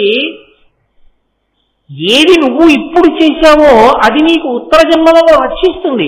ఇప్పుడు పెట్టనిది నీకు రేపు ఎక్కడి నుంచి మళ్ళీ పెట్టగలిగిన అధికారాన్ని ఇస్తుంది. కాబట్టి భర్త పెట్టాలన్నా తాను పెట్టాలన్నా భార్య వండితే కదూ. అన్ని దానముల కన్నా అన్నదానము మిన్న. ఆకలితో ఉన్నవాడికి పట్టెడన్నం పెట్టడం గొప్ప. ఎప్పుడు భార్య సహకరిస్తే కదూ, పట్టెడన్నం వండితే కదూ. నేను కొన్ని ఇళ్లలో చూస్తుంటాను, సున్నితపు త్రాసుతో కొలిచి వండుకుంటారు. ఒకవేళ రోజున పులుసు నచ్చి భర్త ఇంకొంచెం అన్నం అడిగితే ఉండదు. అదేంటి అన్నం లేదా అంటే, రోజు డబ్బా సరిపోతుంది కదా అంతే వండానంటారు. ఇంత మిగిలితే ఏమైంది అన్నారు అనుకోండి, ఎందుకు వేస్ట్? అదేంటి నువ్వు ఎందుకున్నావు గృహస్థాశ్రమంలో? ఎవరూ లేకపోతే భూతబలి బయటపడాయి, పక్షులు తింటాయి, కాకులు తింటాయి, కుక్క తింటుంది, పంది తింటుంది. నువ్వు అలా గిన్నెలో ఉన్న ఆఖరి మెతుకు నీకు సరిపోవడానికి మాత్రమే వండుకు తినడం అలవాటైతే వచ్చే జన్మలో ఒక మెతుకు నీకు పెట్టడం ఎలా కుదురుతుంది? కనీసం అడుగునున్నది తీసి పెట్టడానికి కూడా మిగల్చకపోతే ఒక గుప్పెడు. కాబట్టి నేర్పారు మనకి శంకరాచార్యులు వారు, నేర్పింది మనకి అన్నపూర్ణ. అమ్మ అన్నం పెట్టేటప్పుడు అయోగ్యుడని పెట్టదు, అయోగ్యుడి కోసమే ఎదురు చూసి పెడుతుంది. అయ్యో వీడు దారి తప్పిపోయాడు, నాన్నగారితో కలిసి తినలేదని రాత్రి మెలకువగా ఉండి వాడిని కూర్చోబెట్టుకుని అన్నం పెట్టి ఏడుస్తుంది. ఒరే నాన్నగారు బాధపడుతున్నారు, ఏమిట్రా నీ కర్మ ఈ చీకట్లో వచ్చి అన్నం తినడం, నాన్న ఇలా చేయకురా అని ఏడుస్తుంది తల్లి. అందుకే ఇప్పటికీ మీకు కేరళలో చెరుప్పన్నం అని ఒక క్షేత్రం, అక్కడ అన్నపూర్ణేశ్వరి అమ్మవారి యొక్క క్షేత్రం. ఆ క్షేత్రంలో ఏం చేస్తారంటే వచ్చిన వాళ్ళకి ఎవరికి అన్నం లేదనరు, అలా పెడతారు. అన్నం పెట్టేసి రాత్రి 10 అయిన తర్వాత ఒక బస్తాడు బియ్యం అన్నం వండుతారు, 100 కిలోల బియ్యాన్ని అన్నం వండుతారు. అన్నం వండి పొద్దున్న అందరికీ ఏం పెట్టారో అవన్నీ మళ్ళీ వండుతారు. వండి వేడిగా ఈ పదార్థాలు అన్నం పట్టుకెళ్ళి చీకట్లో గుడి వెనకాతల ఉన్న అరణ్యంలో పెట్టి వచ్చేస్తారు. కొన్ని అరిటాకులు, మంచినీళ్లు అన్ని పెట్టి వచ్చేస్తారు. ఎందుకంటే అమ్మా వాడి కర్మ దారి తప్పిపోయాడు, దొంగగా ఉన్నాడు, 10 మందిలో వచ్చి అన్నం తింటే పట్టుకుంటారు.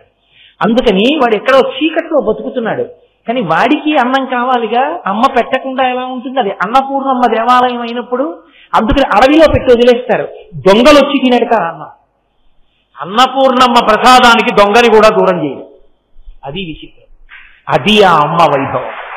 కాబట్టి ఆవిడ భర్తకి పెడితే అలా పెడుతుంది, అతిథులకు పెడితే అలా పెడుతుంది, బిడ్డలకు పెడితే అలా పెడుతుంది. అందుకే అసలు ఇల్లు అన్న మాట ఎప్పుడంటే ఇల్లాలుంటే, ఇల్లాలు లేని ఇల్లే కాదు, అదో సత్రం, అదో గది, అదో మఠం అంతే. అందుకే శాస్త్రం అంది, నీ మొహం నువ్వు ఉంటే ఇల్లు అవ్వలేదు, ఆవిడుంటేనే నీకు ఇల్లు అయిందని. గృహిణి గృహముచ్యతే.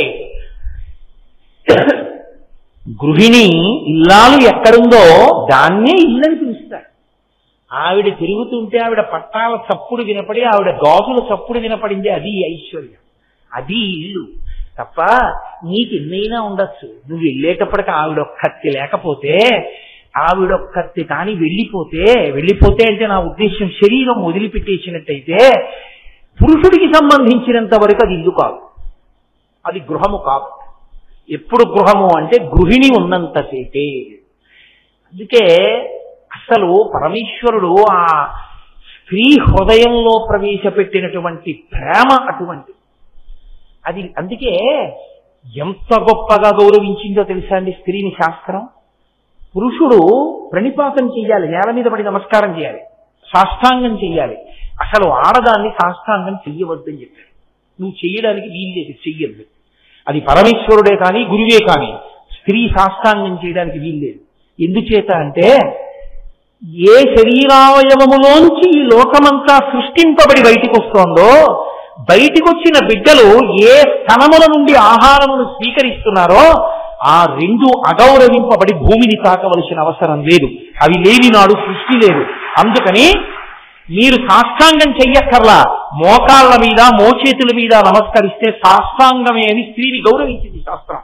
అంత వైభవోపేతమైనటువంటి సనాతన ధర్మము, అంత మర్యాద చూపించింది స్త్రీమూర్తి ఎందు. కాబట్టి సరే అలా చెప్తూ వెడితే ఏమవుతుంది? జనత్వనత్కంకణలు పురాయి, ఆ తల్లి యొక్క చేతులు చేతికి పెట్టుకున్న కంకణముల యొక్క చప్పుళ్ళు వినపడుతున్నాయి. ఆ ఒక్క చప్పుళ్ళ చాట్న శంకరాచార్యుల వారు ఎన్ని చప్పుళ్ళు దాచారో చూడండి. ఈ చప్పుళ్ళు అర్థమైతే ఏమవుతుంది? ఇళ్లలో అన్యోన్య దాంపత్యం గృహస్థాశ్రమం తరిస్తుంది. ఆ అందరూ ధరించాలని తాను ధరించిపోయిన శంకరాచార్యుల వారు మన గురించి నిరంతరంగా చేస్తున్న చప్పుడు అర్ధనారీశ్వర స్తోత్రం. ఆ అర్ధనారీశ్వర స్తోత్రం రాకుండా గృహస్థాశ్రమంలో ఉంటే అంతకన్నా అన్యాయమైన మాట ఇంకోటి లేదు లోకం. కాబట్టి జనత్వనత్కంకణను పురాయై, ఆ తల్లి చేతులకు గాజులు వేసుకుంది. ఆ తల్లి పాదములకు పాదములకు మంజీరములను ధరించి, నూపురములను ధరించింది. పాదములకు పెట్టుకున్నటువంటి నూపురములు అంటే మంజీరములు ఎందుకు ధరిస్తుంది అంటే, పాదములు శోభతో ఉంటాయి. ఎందుచేత అంటే ఆ పాదములు ప్రస్థానమును సూచిస్తాయి. నడిచేటటువంటి నడక నడత రెండిటికి సూచనలు. నడక కాళ్ళతో నడుస్తాం, నడత లోపల భావాన్ని బట్టి నడుస్తుంది. ఎప్పుడు ఆయన గుడికి వెడతారండి నడత, ఎప్పుడూ గుడికి వెళ్ళినట్టు తెలియడం నడక. లోపల భక్తి నడత, పైకి గుడికి వెడుతున్నట్లుగా ఆయన మనకి తెలియడం నడక. నడతకి గుర్తు నడక, నడకకి సాధనము పాదము. ఆమె నడత పతిని అనుసరించారు. ఎప్పుడు ఆయన మనసెరిగి ప్రవర్తిస్తుంటుంది ఆవిడ తప్ప. అసలు విచిత్రం ఏమిటంటే ఆవిడ విషయంలో, ఆవిడ మ్రోల సరస్వతీదేవి వచ్చి కూర్చుని కీర్తన వాయిస్తానంటే, ఆవిడ మీద కీర్తన వాయిస్తే ఆవిడ భృకుటి చిట్లిస్తుంది. ఇదేంటి నా మీద కీర్తన చేస్తున్నాం. ఆవిడ పొంగిపోయేది ఎప్పుడంటే పరమశివుడి మీద కీర్తన చేస్తుంది. విపంచాగాజంతి వివిధమపదానం పశుపతే, పశుపతే ఆ పరమశివుడి మీద కీర్తన చేస్తుంటే ఇలా ఇలా అంటుంది. చలిత శిరస సాధు వచన. ప్రవచనం వినేటప్పుడు బుర్ర ఇలా ఇలా కలపడం, ఇలా ఇలా అంటూ ఉండడం చేయకూడదు. సంగీతం వినేటప్పుడు స్తంభించిపోయి వినకూడదు. శ్రోతకి దేనికి ఉండే లక్షణం దానికి ఉండాలి. ప్రవచనం వినేటప్పుడు చక్కగా శ్రద్ధగా కూర్చుని వినాలి. సంగీతం వినేటప్పుడు అలా కూర్చున్నాం అనుకోండి, ఏమిటో వీళ్ళకి నచ్చిందో నచ్చలేదో అనుకుంటారు. సంగీతం వినేటప్పుడు మీరు ఇలా ఇలా అంటున్నారు అనుకోండి పాడేవాడికి ఉత్సాహం. ప్రవచనం చెప్పేటప్పుడు ఇలా ఇలా అంటున్నారు అనుకోండి, ఎందుకు అలా అంటున్నారు, వాళ్ళందరికీ నచ్చిందా నచ్చలేదో తప్పు చెప్తారా అనుమానం వస్తుంది. అలా ఊగిపోకూడదు పావుల్లాగా ప్రవచనాల్లో, శ్రద్ధగా కూర్చుని ఉండాలంటే. కాబట్టి చలిత శిరస, శంకరాచార్యుల వారి కవిత్వం అంటే అలా ఉంటుంది. ఎక్కడ ఎలా ఉండాలో అలా ఉండడానికి ధర్మాన్ని చూపిస్తుంటారు ఆయన. అమ్మవారు అలా తల కదుపుతూ ఉంటుంది. కాబట్టి ఆవిడ ఎప్పుడూ శివుడి గురించి స్తోత్రాన్ని ఇష్టపడుతుంది, శివుణ్ణి అనుగమిస్తుంది, శివ వైభవాన్ని నిలబెడుతుంటుంది. అది ఆమె నడత. కాబట్టి ఆమె పాదములకు ఎప్పుడూ కూడా సువాసిని లక్షణములకు సంబంధించినటువంటి ఆభరణములు అలంకృతములై ఉంటాయి. ఆ పాదములు ఎప్పుడు పసుపు రాసుకుని పారాణితో ఉంటాయి. ఆ పాదములకు ఎప్పుడూ మంజీరములు ఉంటాయి. ఆ మంజీరములకు మువ్వలు ఉంటాయి. మట్టెలు పెట్టుకుంటుంది తల్లి. మట్టెలు పెట్టుకుని ఆవిడ నడిచి వెడుతూ ఉంటే లలితా సహస్రనామ స్తోత్రంలో వ్యాస భగవానుడు అంటాడు, మరాళి మందగమన. మరాళి మందగమన అని రెండుగా విడదీయకూడదు. మరాళి మందగమన. ఆమె ఆడహంస ఎంత మెల్లమెల్లగా నడుస్తుందో అంత అందంగా నడుస్తుంది. నడకలకి ప్రసిద్ధి వహించినది ఏది అంటే హంస. హంస నడిచేటప్పుడు అంత అందంగా నడుస్తుంది. ఆవిడ నడిస్తే ఏమవుతుందిట అంటే, పోతన గారు భాగవతం చేస్తూ రుక్మిణీ కళ్యాణంలో ఒక మాట అంటారు, పేర్వేర బొమ్మల పెండ్లిండ్లు చేయుచు అబలలతోడ వియ్యంబులుండు గుజ్జల గోళ్లను ఒక వరప్ప వండించి చెలులకు పెట్టించు చెలువ మెరసి రమణీయ మందిరా రామదేశములందు పువ్వు తీగలకును పోవి పెట్టు సదమల మణిమయ సౌధభాగములందు లీలతో భర్మ డోలికల నూగు బాలికల తేరి బాలికల తోడ బంతులాడు హరికాకీర పంక్తికి నీ చదువు చెప్పు బర్హి సంఘంబులకు మురిపములు గరపు మందమరాళములకు చూపు మందగపులు అంటారు. మందమరాళములు అంటే ఆడ హంసలు. హంసలుట రుక్మిణీదేవి నడుస్తుంటే ఆవిడ దగ్గర నడక నేర్చుకుని అంత అందంగా ఆవిడ నడక అంత అందంగా ఉంటుంది. అందుకే గజగామిని అని ఒక పేరు. ఏనుగు నడుస్తున్నప్పుడు ఉండే అందం మీరు ఎప్పుడైనా పరిశీలించి చూశారో లేదో. అసలు ఏనుగు ఒక 6 నెలలు మాట్లాడచ్చు, అంత గొప్పది ఏనుగు. ఆ ఏనుగు నడక ఎంత అందంగా ఉంటుందంటే, ఉత్తమ జాతి స్త్రీ నడకని పోల్చాలి అంటే ఏనుగు నడకతోనే పోలుస్తారు. గజగామిని అంటారు, ఏనుగు నడిచినట్టు నడిచింది అంటారు. అంత అందమైన నడక ఏనుగుది. మీకు హంస నడక చూడటం కుదరదు. హంస అలా దొరికే పక్షేం కాదు. మీకు నిజానికి నడక అందం చూడాలి అంటే మీరు చూడగలిగినది ఏనుగు ఒక్కటి. ఏనుగు నడుస్తున్నప్పుడు చూడాలి ఆ అందం. అంత గొప్పగా నడుస్తున్నట్టు చాలా గొప్పగా ఉంటుంది. నడకలో అందం ఏనుగుది, నడకలో టీవీ ఆబోతుంది. వృషభము ఆబోతు అందులో ప్రత్యేకించి నడిచిందా? అసలు ఆ నడకలో ఏమి టీ ఉంటుందో, కారే రానివ్వండి ఇంకోటే రానివ్వండి అలాగే నిల్చుంటుంది. దానికి ప్రదక్షిణ పురస్కరంగా వెళ్ళాలి తప్ప అదేం తప్పుకోదు. అందుకే వాల్మీకి మహర్షి శ్రీరామాయణంలో సుందరకాండ చేస్తూ దుష్కరం నిష్ప్రతిద్వంద్వం చికీర్షం కర్మవానర సముద్రగ్రహిరోగ్రీవో గవాం పతిరివాబభౌ అంటారు. ఆబోతు తలెత్తి చూస్తే ఎలా ఉంటుందో హనుమ మహేంద్రగిరి పర్వత శిఖరముల మీద నిలబడి సముద్రం వంక చూస్తే అలా ఉందంట. అలా చూస్తుంది అది నిలబడి. అబ్బో కాకినాడ ఓవర్ బ్రిడ్జీల మీద చూడాలి, వాటి టీవీ ఎలా నిలబడి ఉంటాయో. కాబట్టి ఆ తల్లి అంత అందమైన నడక కలిగిన తల్లి. బాహ్యం ఆంతరం ఏమిటో తెలుసా అండి అసలు రహస్యం? పరమయోగులైనటువంటి వారు అమ్మవారిని ఉపాసన చేస్తూ ధ్యానంలో ఉన్నప్పుడు వాళ్ళకి అంజల చప్పుడు వినపడుతుంది. పరదేవత నడుస్తున్నప్పుడు వాళ్ళకి అమ్మవారి యొక్క పాదములు పట్టుచీర యొక్క జీరాక గోచరమవుతుంది. వాళ్ళు అమ్మవారి పాదముల అంజల చప్పుడు వింటూ అమ్మవారి యొక్క నడక చూస్తూ వాళ్ళు రమించిపోతారు లోపల. అందుకే అది యోగశాస్త్ర రహస్యం. అది మీకు పట్టుకుందామంటే దొరకదు. ఊపిరి తీసినప్పుడు ప్రధానంగా ఎందులోంచి వెళ్ళి ఎందులోంచి బయటకు వస్తుందో తిరగబడిపోతుంది ధ్యానంలో. అది ధ్యానావస్థలో పతాక స్థాయికి వెళ్ళిపోయాడు అని గుర్తు. ఆ స్థాయిలో నిలబడిపోయి ధ్యానం చేసి పంచేంద్రియాలని వెనక్కి తీసి మనస్సుని నిలబెట్టేసినటువంటి యోగి ఎవరుంటాడో ఆ యోగికి అమ్మవారి నడక అంజల చప్పుడు వినపడతాయి. అలా వినపడిన వాడున్నాడే వాడు హంస. వాడు హంస అవుతాడు. హంసకుండే లక్షణం ఏమిటంటే పాలు నీరు కలిపి అక్కడ పెడితే పాలు తాగి నీరు వదిలేస్తుంది. జగత్తుని వదిలిపెట్టి బ్రహ్మాన్ని చూడగలుగుతాడు. ఇప్పుడు పరమహంస అంటారు. అందుకే పరమహంస పరివ్రాజకాచార్య అంటుంటారు. పెద్దల్ని పీఠాధిపతుల్ని పిలిచినప్పుడు పరమహంస పరివ్రాజకాచార్య అంటారు. పరమహంస అంటే వాళ్ళు ఎప్పుడు ఊపిరి తీసి ఊపిరి వదిలేటప్పుడు ఆ ఊపిరిలో సోహం అంటారు. అందులో అమ్మవారి యొక్క పాదములకు పెట్టబడినటువంటి మంజీరముల ధనులు వాళ్ళకి వినపడుతుంటాయి. అలా వినబడగలిగినట్టుగా ఆ ఊపిరి తీసి ఊపిరి విదిలి పెట్టగలిగిన ధ్యానావస్థకి వెళ్ళిపోయిన యోగులు మహానుభావులు. వాళ్ళు అనుభవిస్తారని పరమాచార్య స్వామి మహానుభావులు నడిచిన దైవం ఆయన అపర శివావతారం. వారు కూర్చుని ఎదురుగుండా వాళ్ళు మాట్లాడుతున్నప్పుడు వింటూ చెవిలా అంటూ ఉండేవారు. చెవిలా అంటూ ఎదురు వాళ్ళ మాటలు వింటున్నట్టే ఉంటూ అర్ధనిమీలిత నేత్రాలతో ఉండి యోగావస్థలోకి వెళ్ళిపోయి అమ్మవారి పాద మంజీరముల శబ్దం వినేవారు. ఆయన ఏదైనా చెప్తూ చెప్తూ ధ్యానంలోకి జారిపోయేవారు. ఆయన ఏదో సౌందర్యలహరిలో శ్లోకంలో ఏదో చెప్దాం అనుకునేవారు. అనుకుని ఆయన మొదలుపెట్టి సహస్రారే తారే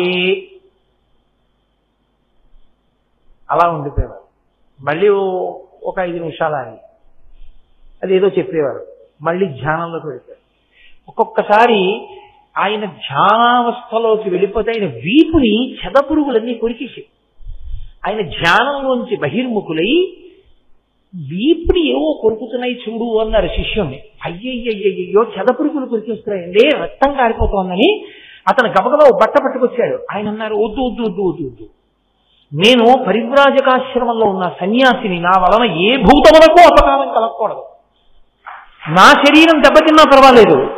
ఏం చేస్తావంటే శ్రావణం ఉంటుందే, బంగారపు పిసర్లు పైకెత్తుతారు, అది పట్టుకొచ్చి బట్ట మెత్తడికి పట్టుకొచ్చి ఒక్కొక్కదాన్ని చచ్చిపోకుండా మెత్తగా పట్టుకుని తీసేసి మెత్తటి బట్టలో పట్టుకెళ్ళి మళ్ళీ అవి బతకడానికి వీలుగా ఎక్కడైనా కాస్త ఎండిపోయినటువంటి కొయ్య ఉన్న చోట వాటిని జాగ్రత్తగా దులిపి వచ్చేసేయని వీపు వంచుకుని కూర్చున్నారు.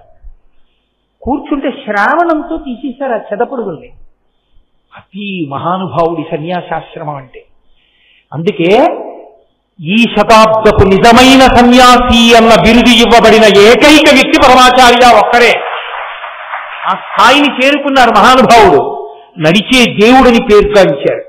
అటువంటి చంద్రశేఖరేంద్ర సరస్వతి మహాస్వామి మీకు ఎవరైనా పరిచయం ఉన్నారో లేదో, కాకినాడలో పరమాచార్య స్వామి వారి యొక్క వైభవాన్ని అనుభవించినటువంటి వారు బాగా దగ్గరగా పరిశీలించినటువంటి ఒక వ్యక్తి నాకు బాగా పరిచితుడు. వారు నాతో చెప్తూ ఉంటారు అప్పుడప్పుడు.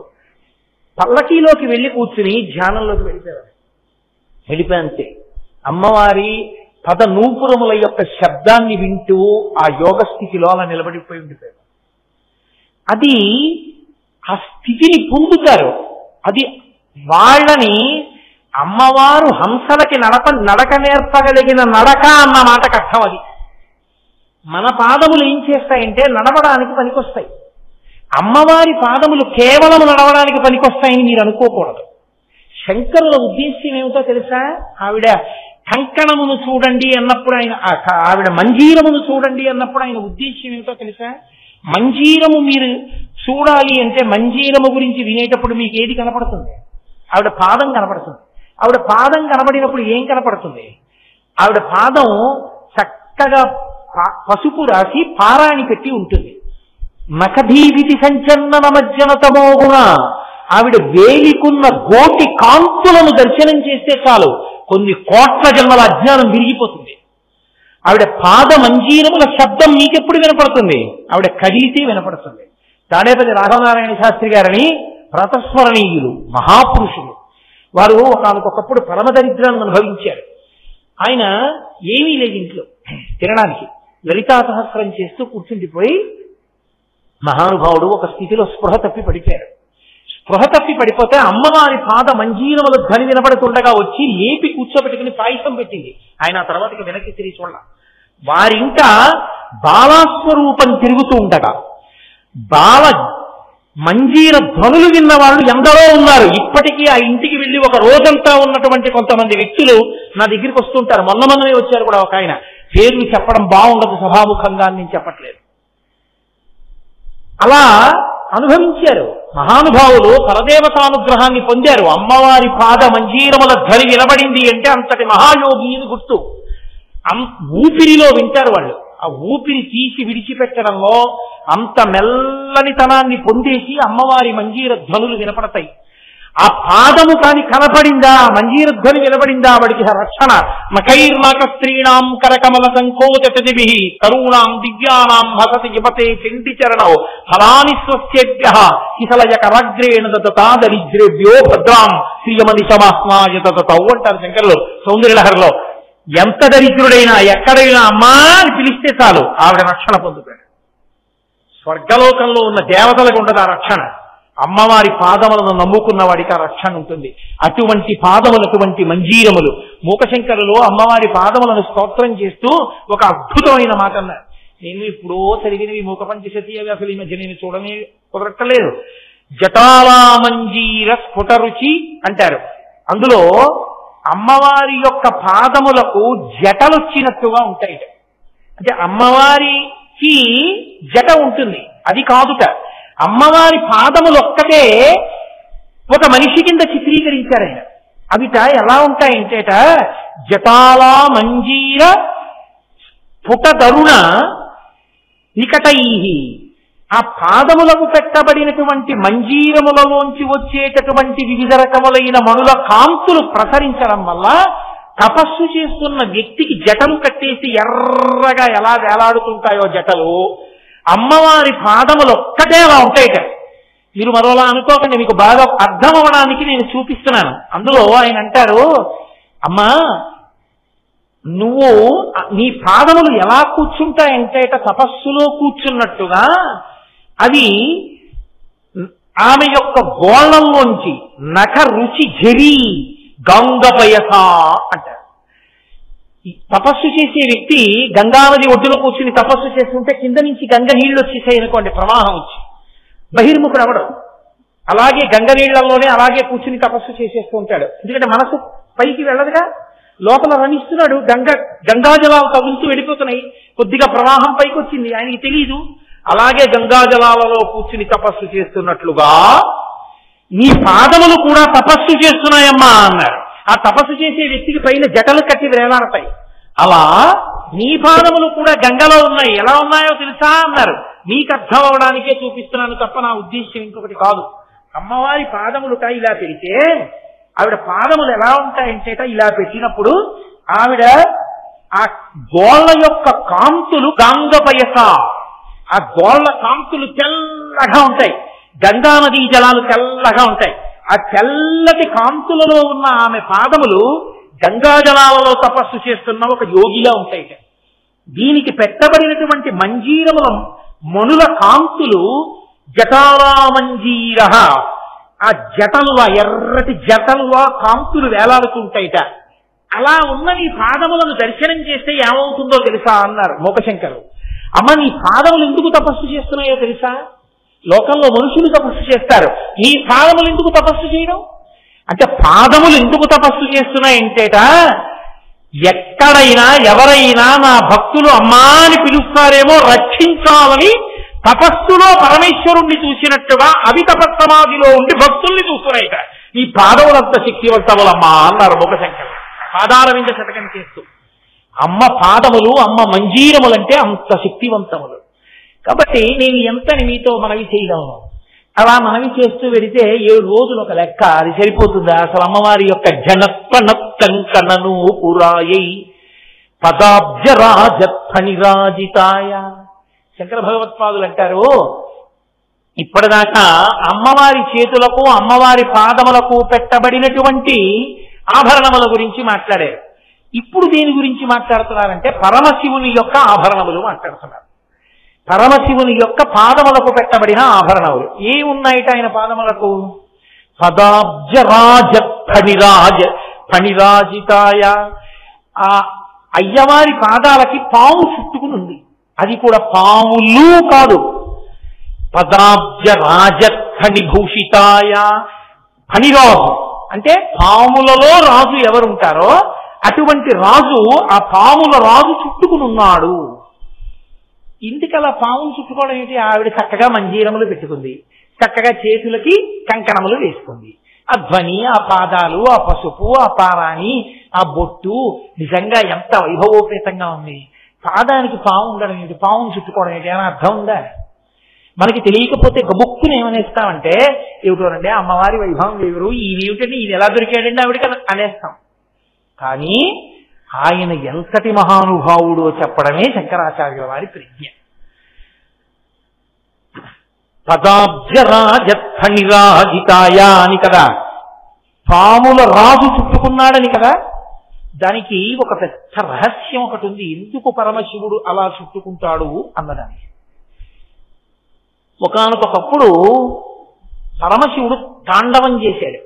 ఆ తాండవాన్ని మహాప్రళయమునందు చేసేటటువంటి తాండవం అంటారు, అది మహాతాండవము. ఆ తాండవం చేసినప్పుడు ఇంకా లోకాలు ఏమి ఉండవు, అన్నిటినీ తనలోకి తీసేసుకుంటాడు. అప్పుడు ఎవరు ఉండరు, ఇంకా మహాప్రళయ సాక్షిణి అమ్మవారు ఒక్కరే చూస్తుంది, దాన్ని ప్రళయ తాండవము అంటారు. అలాగే ఇంకొక తాండవం ఉంటుంది, దాన్ని ఆనంద తాండవము అంటారు. పరమ సంతోషంతో ఈ లోకాలన్నిటినీ కూడా నడిపిస్తూ ఉంటాడు. ఆ నడిపించే స్వరూపంలో ఆనంద తాండవం చేస్తాడు. ఆనంద తాండవం చేసే సభకే నటరాజ సభ అని పేరు. చిదంబరంలో ఉంటుంది అది. చిదంబరంలో వెడితే చూడవలసింది ఏది అంటే ఆకాశలింగం నటరాజు. నటరాజుగా అక్కడ ఉంటాడు, చిత్ సభ అంటారు. ఆ సభలో నటరాజస్వామిగా నిలబడి ఉంటాడు ఆయన. ఆ నటరాజస్వామిగా నిలబడి చేసేటటువంటి తాండవాన్ని ఆనంద తాండవము అంటారు. అలాగే ఊర్ధ్వ తాండవము అని ఒకటి ఉంటుంది, మీరు ఎప్పుడైనా చూశారో లేదో. ఆయన కాలు ఇలా పైకెత్తేసి ఈ పైన ఉన్నటువంటి ఆ పై కప్పు ఏది ఉందో దాన్ని పాదంతో తాకుతాడు. అప్పుడు ఎలా ఉంటాడంటే ఇలా 2 కాళ్ళు ఉండవు, ఒక కాలు ఇలా ఉంటుంది, ఒక కాలు ఇలా ఉంటుంది, అలా ఉంటాడు. అలా ఉన్న ఊర్ధ్వ తాండవమూర్తి అంటారు దాన్ని. అలా కాలు పైకెత్తినటువంటి తాండవమూర్తి. ఇంకొక తాండవం ఉంటుంది, 7 రకాల తాండవాలు ఉంటాయి. ఇప్పుడు ఆ తాండవాలన్నీ చెప్పి వాటి అర్థాలు చెప్పడం కష్టం కాబట్టి నేను అసలు విషయాన్ని చెప్పే ప్రయత్నం చేస్తాను మీతో. అజప తాండవము అంటారు. అజప తాండవము లేదా అజప నటనము అని పిలుస్తారు దాన్ని. అజప నటనము అని ఎందుకు పిలుస్తారంటే జపం చేసేటప్పుడు కదలికలు ఉంటాయి లోపల. ఎందుకుంటాయంటే జపం చేసేటప్పుడు ఊపిరి పీల్చి ఊపిరి విడిచిపెడుతూ బీజాక్షరాల్ని పలుకుతూ ఉంటాడు. ఆ బీజాక్షరాల్ని పలుకుతూ ఉన్న కారణం చేత శరీరంలో ఉండేటటువంటి నాడులన్నీ ఆ శక్తిని పొందుతాయి. అవి విశేషంగా నాడులు శక్తితో నిండిపోతే ఏమైపోతుందంటే ఆ శక్తితోటి ఏ మంత్రాధిష్టాన దేవతని ధ్యానం చేస్తూ బీజాక్షరం పలికారో ఆ మంత్రాధిష్టాన దేవత కనపడుతుంది కొన్నాళ్ళకి. అందుకు మంత్రజపం, అది మంత్రజపం యొక్క శక్తి. కాబట్టి మంత్రజపం అంత గొప్పది. అటువంటి మంత్రజపం చేత లోపల వచ్చేటటువంటి కదలికలకి జపతాండవము జపనటనము అంటారు. అంతవరకు అర్థం చేసుకోండి చాలు. అజపనటనము అని ఒకటి ఉంటుంది. అజపనటనము అన్న మాటకు అర్థం ఏమిటో తెలుసా? ఆయన ఏమీ జపం చేయడు, ఆయన ఏమీ మంత్రం చెప్పడం, ఆయన ఈ ధ్యాన స్వరూపాన్ని చూడడం. అజప అంటే జపం చేయట్లేదు. కానీ ఏం చేస్తున్నాడు? జపం చేయకపోయినా కూర్చుని ఊపిరి తీసి ఊపిరి విడిచిపెడుతున్నాడు. ఊపిరి తీసి ఊపిరి విడిచిపెడుతూ ఆయన లోపల ఒక దాన్ని చూస్తున్నాడంతే, జపం చేయట్లేదు. ఎవరు? దీన్ని త్యాగరాజస్వామి చేశారు. త్యాగరాజస్వామి అంటే నా ఉద్దేశం వాగ్గేయకారుడైన త్యాగరాజస్వామి వారు కాదు, నేను ఆయన గురించి మాట్లాడటం లేదు. ఎక్కడ త్యాగరాజస్వామి వారు పుట్టారో అక్కడ తిరువారూరులో త్యాగరాజస్వామి అన్న పేరుతో ఉన్నాడు పరమశివుడు. ఆయనకి త్యాగరాజస్వామిని పేరు ఎందుకు వచ్చిందో తెలుసా అండి? తిరువారూరులో అజపతాండవం చేస్తాడు. అక్కడ అజపనటనం చేస్తాడు. అజపనటనం అంటే అది ఒక్క శ్రీ మహావిష్ణువు గుండెల్లోనే చేస్తాడు. విష్ణువు ఎప్పుడు లోపల పరమశివుణ్ణి చూస్తూ ఉంటాడు. అందుకే శివస్య హృదయం విష్ణోహస్య హృదయం శివ. ఆయన కూర్చుని లోపలికి చూస్తూ సంతోషిస్తున్నాడు పరమశివుణ్ణి. ఇప్పుడు ఆనంద తాండవమూర్తి అనుకోండి, కాలిలా పైకెత్తుతాడు, కదులుతాడు. విష్ణువు యొక్క హృదయంలో అలా కదిలి తాండవం చేయడానికి అవకాశం ఏది? అలా కదలలేడు అది. అందుకని ఆయన ఏం చేస్తాడంటే శివుడి యొక్క నటనాన్ని, అందుకే త్యాగరాజ నటనము అజప నటనము అని పిలుస్తారు దాన్ని. ఊపిరి తీసేటప్పుడు ఏమవుతుంది? ఇప్పుడు నేను అన్నాను అనుకోండి, నా ఉరప్పంజరం విచ్చుకుంటుంది, నేను అని వదిలేశాను అనుకోండి, ఉరప్పంజరం సంకోచిస్తుంది, చిన్నదైపోతుంది. ఊపిరి తీస్తే పెరుగుతుంది, ఊపిరి వదిలితే తగ్గిపోతుంది. విష్ణువు ఊపిరి తీసినప్పుడు కదులుతాడు, విష్ణువు ఊపిరి వదిలేస్తుంటే తగ్గిపోయి నిల్చుంటాడు. విష్ణువు ఊపిరి తీస్తుంటే కదులుతుంటాడు, మళ్ళీ వదిలేస్తే తగ్గిపోతాడు. ఈ కదిలి తగ్గి కదిలి తగ్గి కదిలే కదలికలను ఎవరు చూస్తుంటారు? విష్ణువు చూస్తుంటాడు. అది అజపనటనం అని పేరు, దాన్ని అజపతాండవం అంటారు. ఒకప్పుడు ఏమైందంటే శ్రీ మహావిష్ణువు అలా చూసి సంతోషిస్తున్నారు. ఆయనకు ఒక విషయం గోచరించింది, లోకానికి ఒక పెద్ద ప్రయోజనం కలగవలసిన సమయం ఆసన్నమైంది అని ఆయన అదే పనిగా శివుడి వంక చూస్తూ ఆనందపడిపోతున్నారు. అన్నప్పుడు కదిలిన శివుడు, అన్నప్పుడు కదలికల్ని దింపేస్తున్న శివుణ్ణి చూస్తూ మురిసిపోతున్నారు. ఆయన మురిసిపోతుంటే విష్ణువు బరువెక్కారు. ఆయన బరువెక్కితే శేషుడికి అనుమానం వచ్చింది. ఎందుకని కిందనేగా ఉంటాడు శేషుడు ఎప్పుడు, మరి శేషపాంకం మీదేగా పడుకుంటారు. స్వామి మీరు బరువెక్కిపోతున్నారు, ఎందుకు ఇలా బరువెక్కుతున్నారు అని అడిగాడు ఆదిశేషుడు. ఆయన అన్నారు, నేను లోపల అజపతాండవం చూస్తున్నాను, శివుణ్ణి చూస్తున్నాను అన్నారు. అంత బాగుంటుందా శివనృత్యం అన్నారు. చూస్తే నీకు తెలుస్తుంది అన్నారు. ఎక్కడ చూడమంటారు అని అడిగారు. చిదంబరం వెళ్ళు, చిదంబరంలో చిత్సభలో నటరాజస్వామిగా ఆనంద తాండవం చేస్తాడు, వెళ్ళి చూడమంటారు. చిదంబరం వచ్చాడు ఆదిశేషుడు. ఏ రూపంలో వచ్చాడో తెలుసా అండి? ఆదిశేషుడుగా రాలేదు, పతంజలి అన్న పేరుతో వచ్చాడు. అందుకే పతంజలి యోగశాస్త్రం ఇచ్చారు, పతంజలి వైద్యశాస్త్రం ఇచ్చారు, పతంజలి మహాభాష్యం ఇచ్చారు, వ్యాకరణం. మనుష్యులకి కావలసిన రోగాలు పోవడానికి ఔషధి, యోగము, వాక్కుకి కావలసిన వ్యాకరణము, మూడు ఇచ్చారు పతంజలి. అందుకే మహాభాష్య వ్యాఖ్య అంటారు ఎవరు? మూకశంకరులు మూక పంచశతిలో. అటువంటి పతంజలి, ఆదిశేషుడు పతంజలిగా వచ్చే ముందు ఒక తల్లి, నాకు ఎల్లైనా లోకమునందు అపారమైన ఖ్యాతి గణించవలసినటువంటి కొడుకు కలగాలి అని ఆవిడ పేరు కొనిక. కొనిక అన్న తల్లి సూర్యనారాయణమూర్తిని ఉపాసన చేస్తూ రెండు చేతులు తాపి అంజలి ఘటించి నిలబడింది, సూర్యుడి వంక చూస్తూ మీ అనుగ్రహంతో నాకు కలగాలని. ఇక్కడ నుంచి శేషుడు వెళ్ళిపోయాడు అనుకోకూడదు, శేషుడు అక్కడ ఉంటాడు. శేషాంశ కదిలింది, కదిలి భూమండలం మీదకి వస్తోంది, చిదంబరంలో చూద్దామని. ఆయన వస్తూ ఉంటే సూర్యుడు చూశాడు. చూసి కొనిక లోకమునందు అపారమైనటువంటి కీర్తి గణించవలసిన కొడుకు కావాలని అడిగింది, కాబట్టి వెళ్ళి నువ్వు ఆవిడకి కొడుకుగా పుట్టు అన్నాడు. అనేటప్పటికీ ఆదిశేషుడు చిన్న పాము పిల్లై అంజలి ఘటిస్తున్నటువంటి కొనిక చేతి మీదకి వచ్చి పడ్డాడు. ఆవిడంది, సూర్యనారాయణమూర్తికి అంజలి ఘటిస్తుండగా నాకు బిడ్డడిగా చేతి మీద పడ్డావు కాబట్టి పట్టంటే పడ్డావు, అంజలి ఘటిస్తుండగా అంజలి మీద పడ్డావు కాబట్టి నీకు పతంజలి అని పేరు ఇచ్చారండి. అందుకొచ్చింది పతంజలి అన్న పేరు. ఆ పతంజలి చిదంబరం వెళ్ళాడు. చిదంబరం వెళ్ళి నటరాజస్వామి వారి యొక్క ఆనంద తాండవాన్ని చూశారు. అందుకే మీరు ఎప్పుడైనా నటరాజస్వామి వారి యొక్క మూర్తిని చూడడం కాదు, విగ్రహం చూడడం కాదు, నటరాజస్వామి వారి యొక్క చిత్తరువుని చూడాలి. అది కూడా తెలియని వాళ్ళు గీసింది కాదు. మీరు కంచి ఏకాంబరేశ్వరుడి దేవాలయానికి వెళితే, మొన్ననే నేను ఏకాంబరేశ్వరుడి దేవాలయానికి వెళ్ళినప్పుడు నాతో ఉన్నారు ఎవరు, అది చూపి మోహన్ రావు గారే ఉన్నారు నాతో, ఆయనకి చూపించాను కూడా, చూడండి. నటరాజస్వామి వారి యొక్క మూర్తి వెనక గోడ మీద గీసి ఉంటుంది. మళ్ళీ అలా ఉన్నది ఎక్కడో తెలుసా అండి?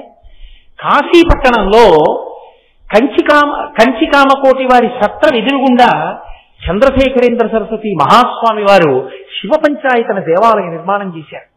ఆ దేవాలయంలోకి వెళ్ళగానే ముఖమంటపంలో ఉంటుంది ఆ నటరాజస్వామి ఆనంద తాండవంలో అందరూ కదులుతారు, అందరూ కదిలి వాయిస్తూ ఉంటారు.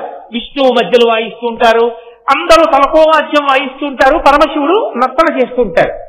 కదలకుండా ఉండేవాళ్ళు ఎవరో తెలుసా? ఇద్దరి, ఒకరు వ్యాఘ్రపాదుడు, ఒకరు పతంజలి. అందుకే ఆనంద తాండవం చూడ్డానికి వచ్చిన పతంజలి ఏం చేశాడంటే, కిందంతా పాము శరీరం, ముఖం ఒక్కటి మనిషి ముఖం, కిందంతా పులి శరీరం, ముఖం ఒక్కటి మనిషి ముఖం వ్యాఘ్రపాదుడి. ఇప్పుడు మళ్ళీ నేను వ్యాఘ్రపాదుడి చరిత్ర అంతా ఎక్కడ చెప్పను, అందుకని వ్యాఘ్రపాదుడు అంతే అలా అనుకోండి. పతంజలి చెప్తున్నాను వినండి అంతే, అక్కడ అవసరం కాబట్టి. ఇప్పుడు పాము శరీరం, ముఖం మనిషిది. పతంజలి అలా చూస్తూ ఉంటాడు నమస్కారం చేస్తూ, తప్ప ఆయనేం వాయించడు. చూసి మురిసిపోతుండేవాళ్ళు వాళ్ళిద్దరే, మిగిలిన వాళ్ళందరూ వాద్యాలు మోగిస్తారు. అట్నుంచి వ్యాఘ్రపాదుడు చూస్తుంటాడు. ఆదిశేషుడు కడు పతంజలిగా వచ్చి ఆనంద తాండవాన్ని చూస్తున్నాడు. చూశాడు, పొంగిపోయి వీళ్ళందరి వంక చూశాడు. అందరూ ఏదో ఒకటి వాయిస్తున్నారు, తనేం వాయిస్తాడు? బాధేసి, అరేరే నేను ఏదో ఒకటి చెయ్యాలి, ఆనంద తాండవం ఇంత గొప్పగా ఉంది పరమేశ్వరుడికి, అందుకు కదూ శ్రీ మహావిష్ణువు పొంగిపోయారు. నేను ఏదో చెయ్యాలి, ఏం చెయ్యాలని చూశాడు. చూసి ఏం చెయ్యాలో అర్థం కాక, చెయ్యడానికి నేను పావుని కాబట్టి రెండే చేయగలను. మీరందరూ చూస్తే వినలేరు, వింటే చూడలేరు. ఎందుకంటే రెండూ కలిపి ఒక ఇంద్రియంతో మనం చెయ్యం. వినాలంటే చెవులు ఉండాలి, చూడాలంటే కళ్ళు ఉండాలి. తప్ప ఒకే ఇంద్రియంతో చూస్తూ వినడం మనకు కుదరదు. చెవులు మూసేసి కళ్ళతో చూస్తూ వినమంటే కుదరదు, కళ్ళు మూసేసి చెవులతో చూస్తూ వినమంటే చెవులు చెయ్యవు. పావుకి చెవులు చూస్తాయి, వింటాయి. అందుకని నేను చూస్తూ ఇవన్నీ వింటూ మురిసిపోతానని నమస్కారం చేస్తూ ఉండిపోయాడు. అది మీరు కాశీపట్టణంలో చూడాలి. మళ్లీ కావాలి అనుకుంటే కంచి ఏకాంబరేశ్వర దేవాలయం నటరాజస్వామి వెనక గోడ మీద చూడాలి. అటువంటి స్వరూపంతో ఉన్న పతంజలి చూస్తున్నాడు. చూస్తుంటే నంది భృంగి వాళ్ళు నవ్వారు. ఎందుకు నవ్వారని అడిగాడు. మేమందరం చక్కగా ఏదో ఒకటి వాయిస్తున్నాం, కాళ్ళ చేతులా నీకేమున్నాయో వాయించడానికి పాపం అన్నారు వాళ్ళు. వెంటనే ఆయన బాధపడ్డాడు. ఇన్నాళ్ళు ఆదిశేషుణ్ణి అనుకున్నాను, నిజమే కాళ్ళు చేతులు లేనివాడిని నేనేం చేయను పరమేశ్వర తాండవానికని. కాళ్ళు చేతులు అంటే ఏమిటి? కాళ్ళు బాగా సాగదీసి నడుస్తాం, చేతులుంటే పైకెత్తుతాం, ఏదో చేస్తాం. నందికి కొమ్ములు ఉన్నాయి, ఇంకోళ్ళకి కాళ్ళు ఉన్నాయి, ఇంకోళ్ళకి చేతులు ఉన్నాయి. కొమ్ములు కాళ్ళు చేతులు లేని కవిత్వం చెప్తాను, అద్భుతమైన కవిత్వం. శివతాండవం మీద 8 శ్లోకాలు చెప్పాడు. అందుకే ఆ 8 శ్లోకాలకి ఎక్కడా దీర్ఘాక్షరం ఉండదు, ఒక్క దీర్ఘాక్షరం కూడా ఉండదు, అన్ని హ్రస్వాక్షరాలే. అంటే కాళ్ళు చేతులు కొమ్ములు లేని కవిత్వం చెప్పానన్నాడు. అలా తాండవం గురించి చెప్పిన కవిత్వం ఇంకోటి లేదు. అంత అద్భుతమైన కవిత్వం చెప్పి వాళ్ళందరూ మురిసిపోయాక నర్తన చేస్తున్న శివుణ్ణి చూసి, మీ అందరూ అన్ని వాయిస్తున్నారు, నేను వాయించలేకపోయాను కదూ, కాబట్టి పరమేశ్వరుడికి నేను భూషణం అయిపోతాను, ఆభరణం అయిపోతానని ఎగిరి వెళ్లి పరమశివుడు కాలుకి చుట్టుకున్నాడు. ఓ కాలు అది శంకరాచార్యుల వారు తీసుకొచ్చి ఇక్కడ చెప్తున్నారు. పదాబ్జ రాజనిరాజితాయ, ఒక కాలుకి ఫణిరాజు ఉన్నవాడా అని పిలవడం వెనక ఉన్న ఉద్దేశం అది. ఆదిశేషుడంతటి వాడా పాదాన్ని చుట్టుకున్నాడు. అంత గొప్ప ఆనంద తాండవం. నటరాజు అంటే ఏమిటో తెలుసా అండి? నటరాజుగా కదలడము అన్న మాటకు అర్థం ఏంటంటే, మహానుభావుడు ఒక చేతిలో ఢమరకు పట్టుకుంటాడు, మోగిస్తుంటాడు ఇలాగా, ఒక చేతిలో అగ్నిహోత్రం పట్టుకుంటాడు, ఒక ముఖం నవ్వుతూ ఉంటుంది, జుట్టు ఇలా ఉంటుంది. మీరు ఎప్పుడైనా చూడండి, నటరాజస్వామి జుట్టు ఇలా వాలిపోయి ఉండదు, ఇలా వేస్తారు జుట్టుని, ఇక్కడ వరకు ఉంటుంది, ఇలాగా ఇక్కడ వరకు ఉంటుంది. అంటే దాని ఉద్దేశం ఏమిటో తెలుసా? నటరాజస్వామి తాండవం చేసేటప్పుడు కొప్పు ఉండదు కదా, మరి జారిపోతుంది, ఉండిపోయి జటలు కదా ఇలా ఉంటాయి ఆయనకి. ఆయన తాండవంలో వేగంగా ఇలా అన్నాడు, ఈ జుట్టంతా జటలు ఇలా తిరిగి. ఇప్పుడు మళ్ళీ ఇటు తిరగడానికి ఆగాడనుకోండి, ఈ జడలు ఇలా పడిపోతాయి. ఎంత వేగంగానో ఇలా అని ఇలా అన్నాడు అనుకోండి, ఆ వేగానికి ఇటు జడలు ఇటు, ఇటు జడలు ఇటు, ఇలా నిలబడేటట్టుగా తల తిప్పగలడా ఎవడైనా? ఆయన తిప్పుతాడు తాండవంలో. అంటే మీరు అసలు ఊహించలేరు ఆ వేగాన్ని. అంత వేగంగా తిప్పుతూ పరమ నవ్వుతూ ఉంటాడు, చక్కగా ప్రసన్నుడై ఉంటాడు. చంద్రశేఖరేంద్ర సరస్వతి మహాస్వామి వారి యొక్క స్మృతి చిహ్నంగా ఆయన దాదాపు 100 సంవత్సరములు జీవించారు కాబట్టి 100 అడుగుల ఎత్తున గోపురాన్ని నిర్మాణం చేసి సిమెంటుని ఇనుము వాడకుండా కేవలం పురుష జాతి శిలలు, అంటే ఒకే జాతి శిలలు ఏరి తెచ్చి 18 సంవత్సరములు రాత్రింపగళ్లు చెక్కి పద్మశ్రీ అవార్డు గ్రహీత కారణజన్ముడని పరమాచార్య చేత ప్రస్తుతింపబడిన మహానుభావుడు గణపతి స్థపతి ఆధ్వర్యంలో అసలు అపురూప శిల్పం, తంజావూరులో ఉన్న శిల్పాన్ని అనుకరిస్తూ 1000 సంవత్సరాల తర్వాత వచ్చింది మళ్ళీ అటువంటి ఆలయం.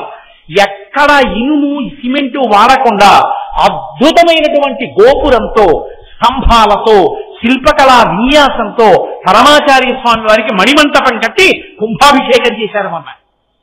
దానికి నాతో మా మోహన్ రావు గారే వచ్చారు.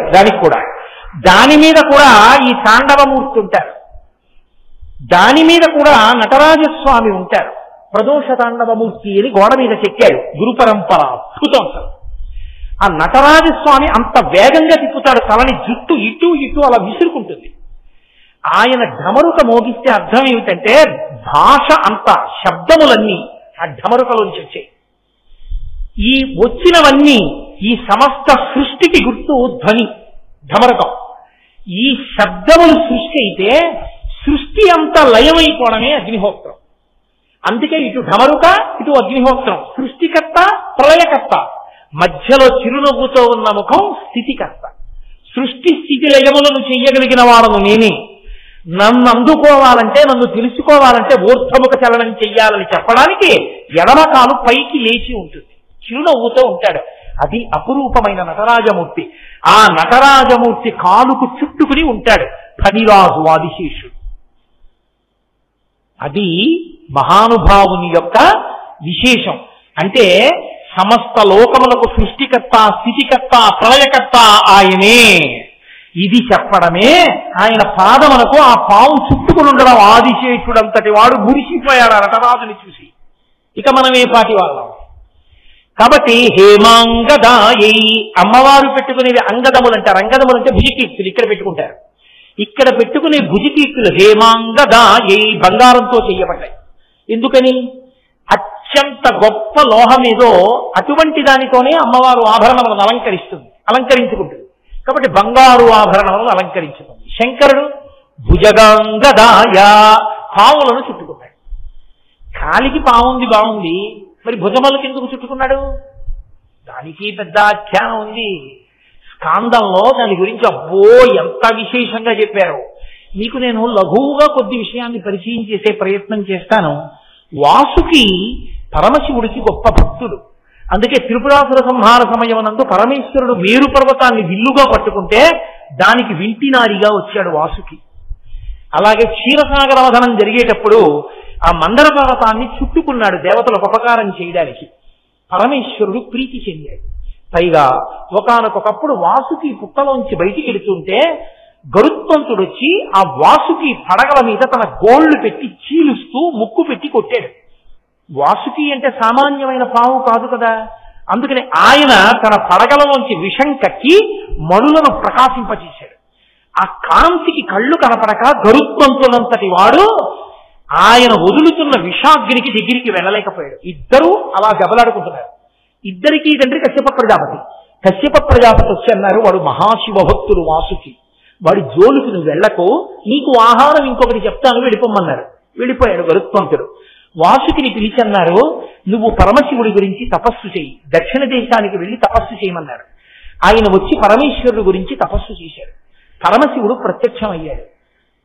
నీ శివభక్తికి మెచ్చుకున్నాను, ఏ కోరిక లేకపోయినా కుటుంబంతో వచ్చి నా గురించి ఇంత తపస్సు చేశావు, నీకు వరం ఇస్తున్నాను.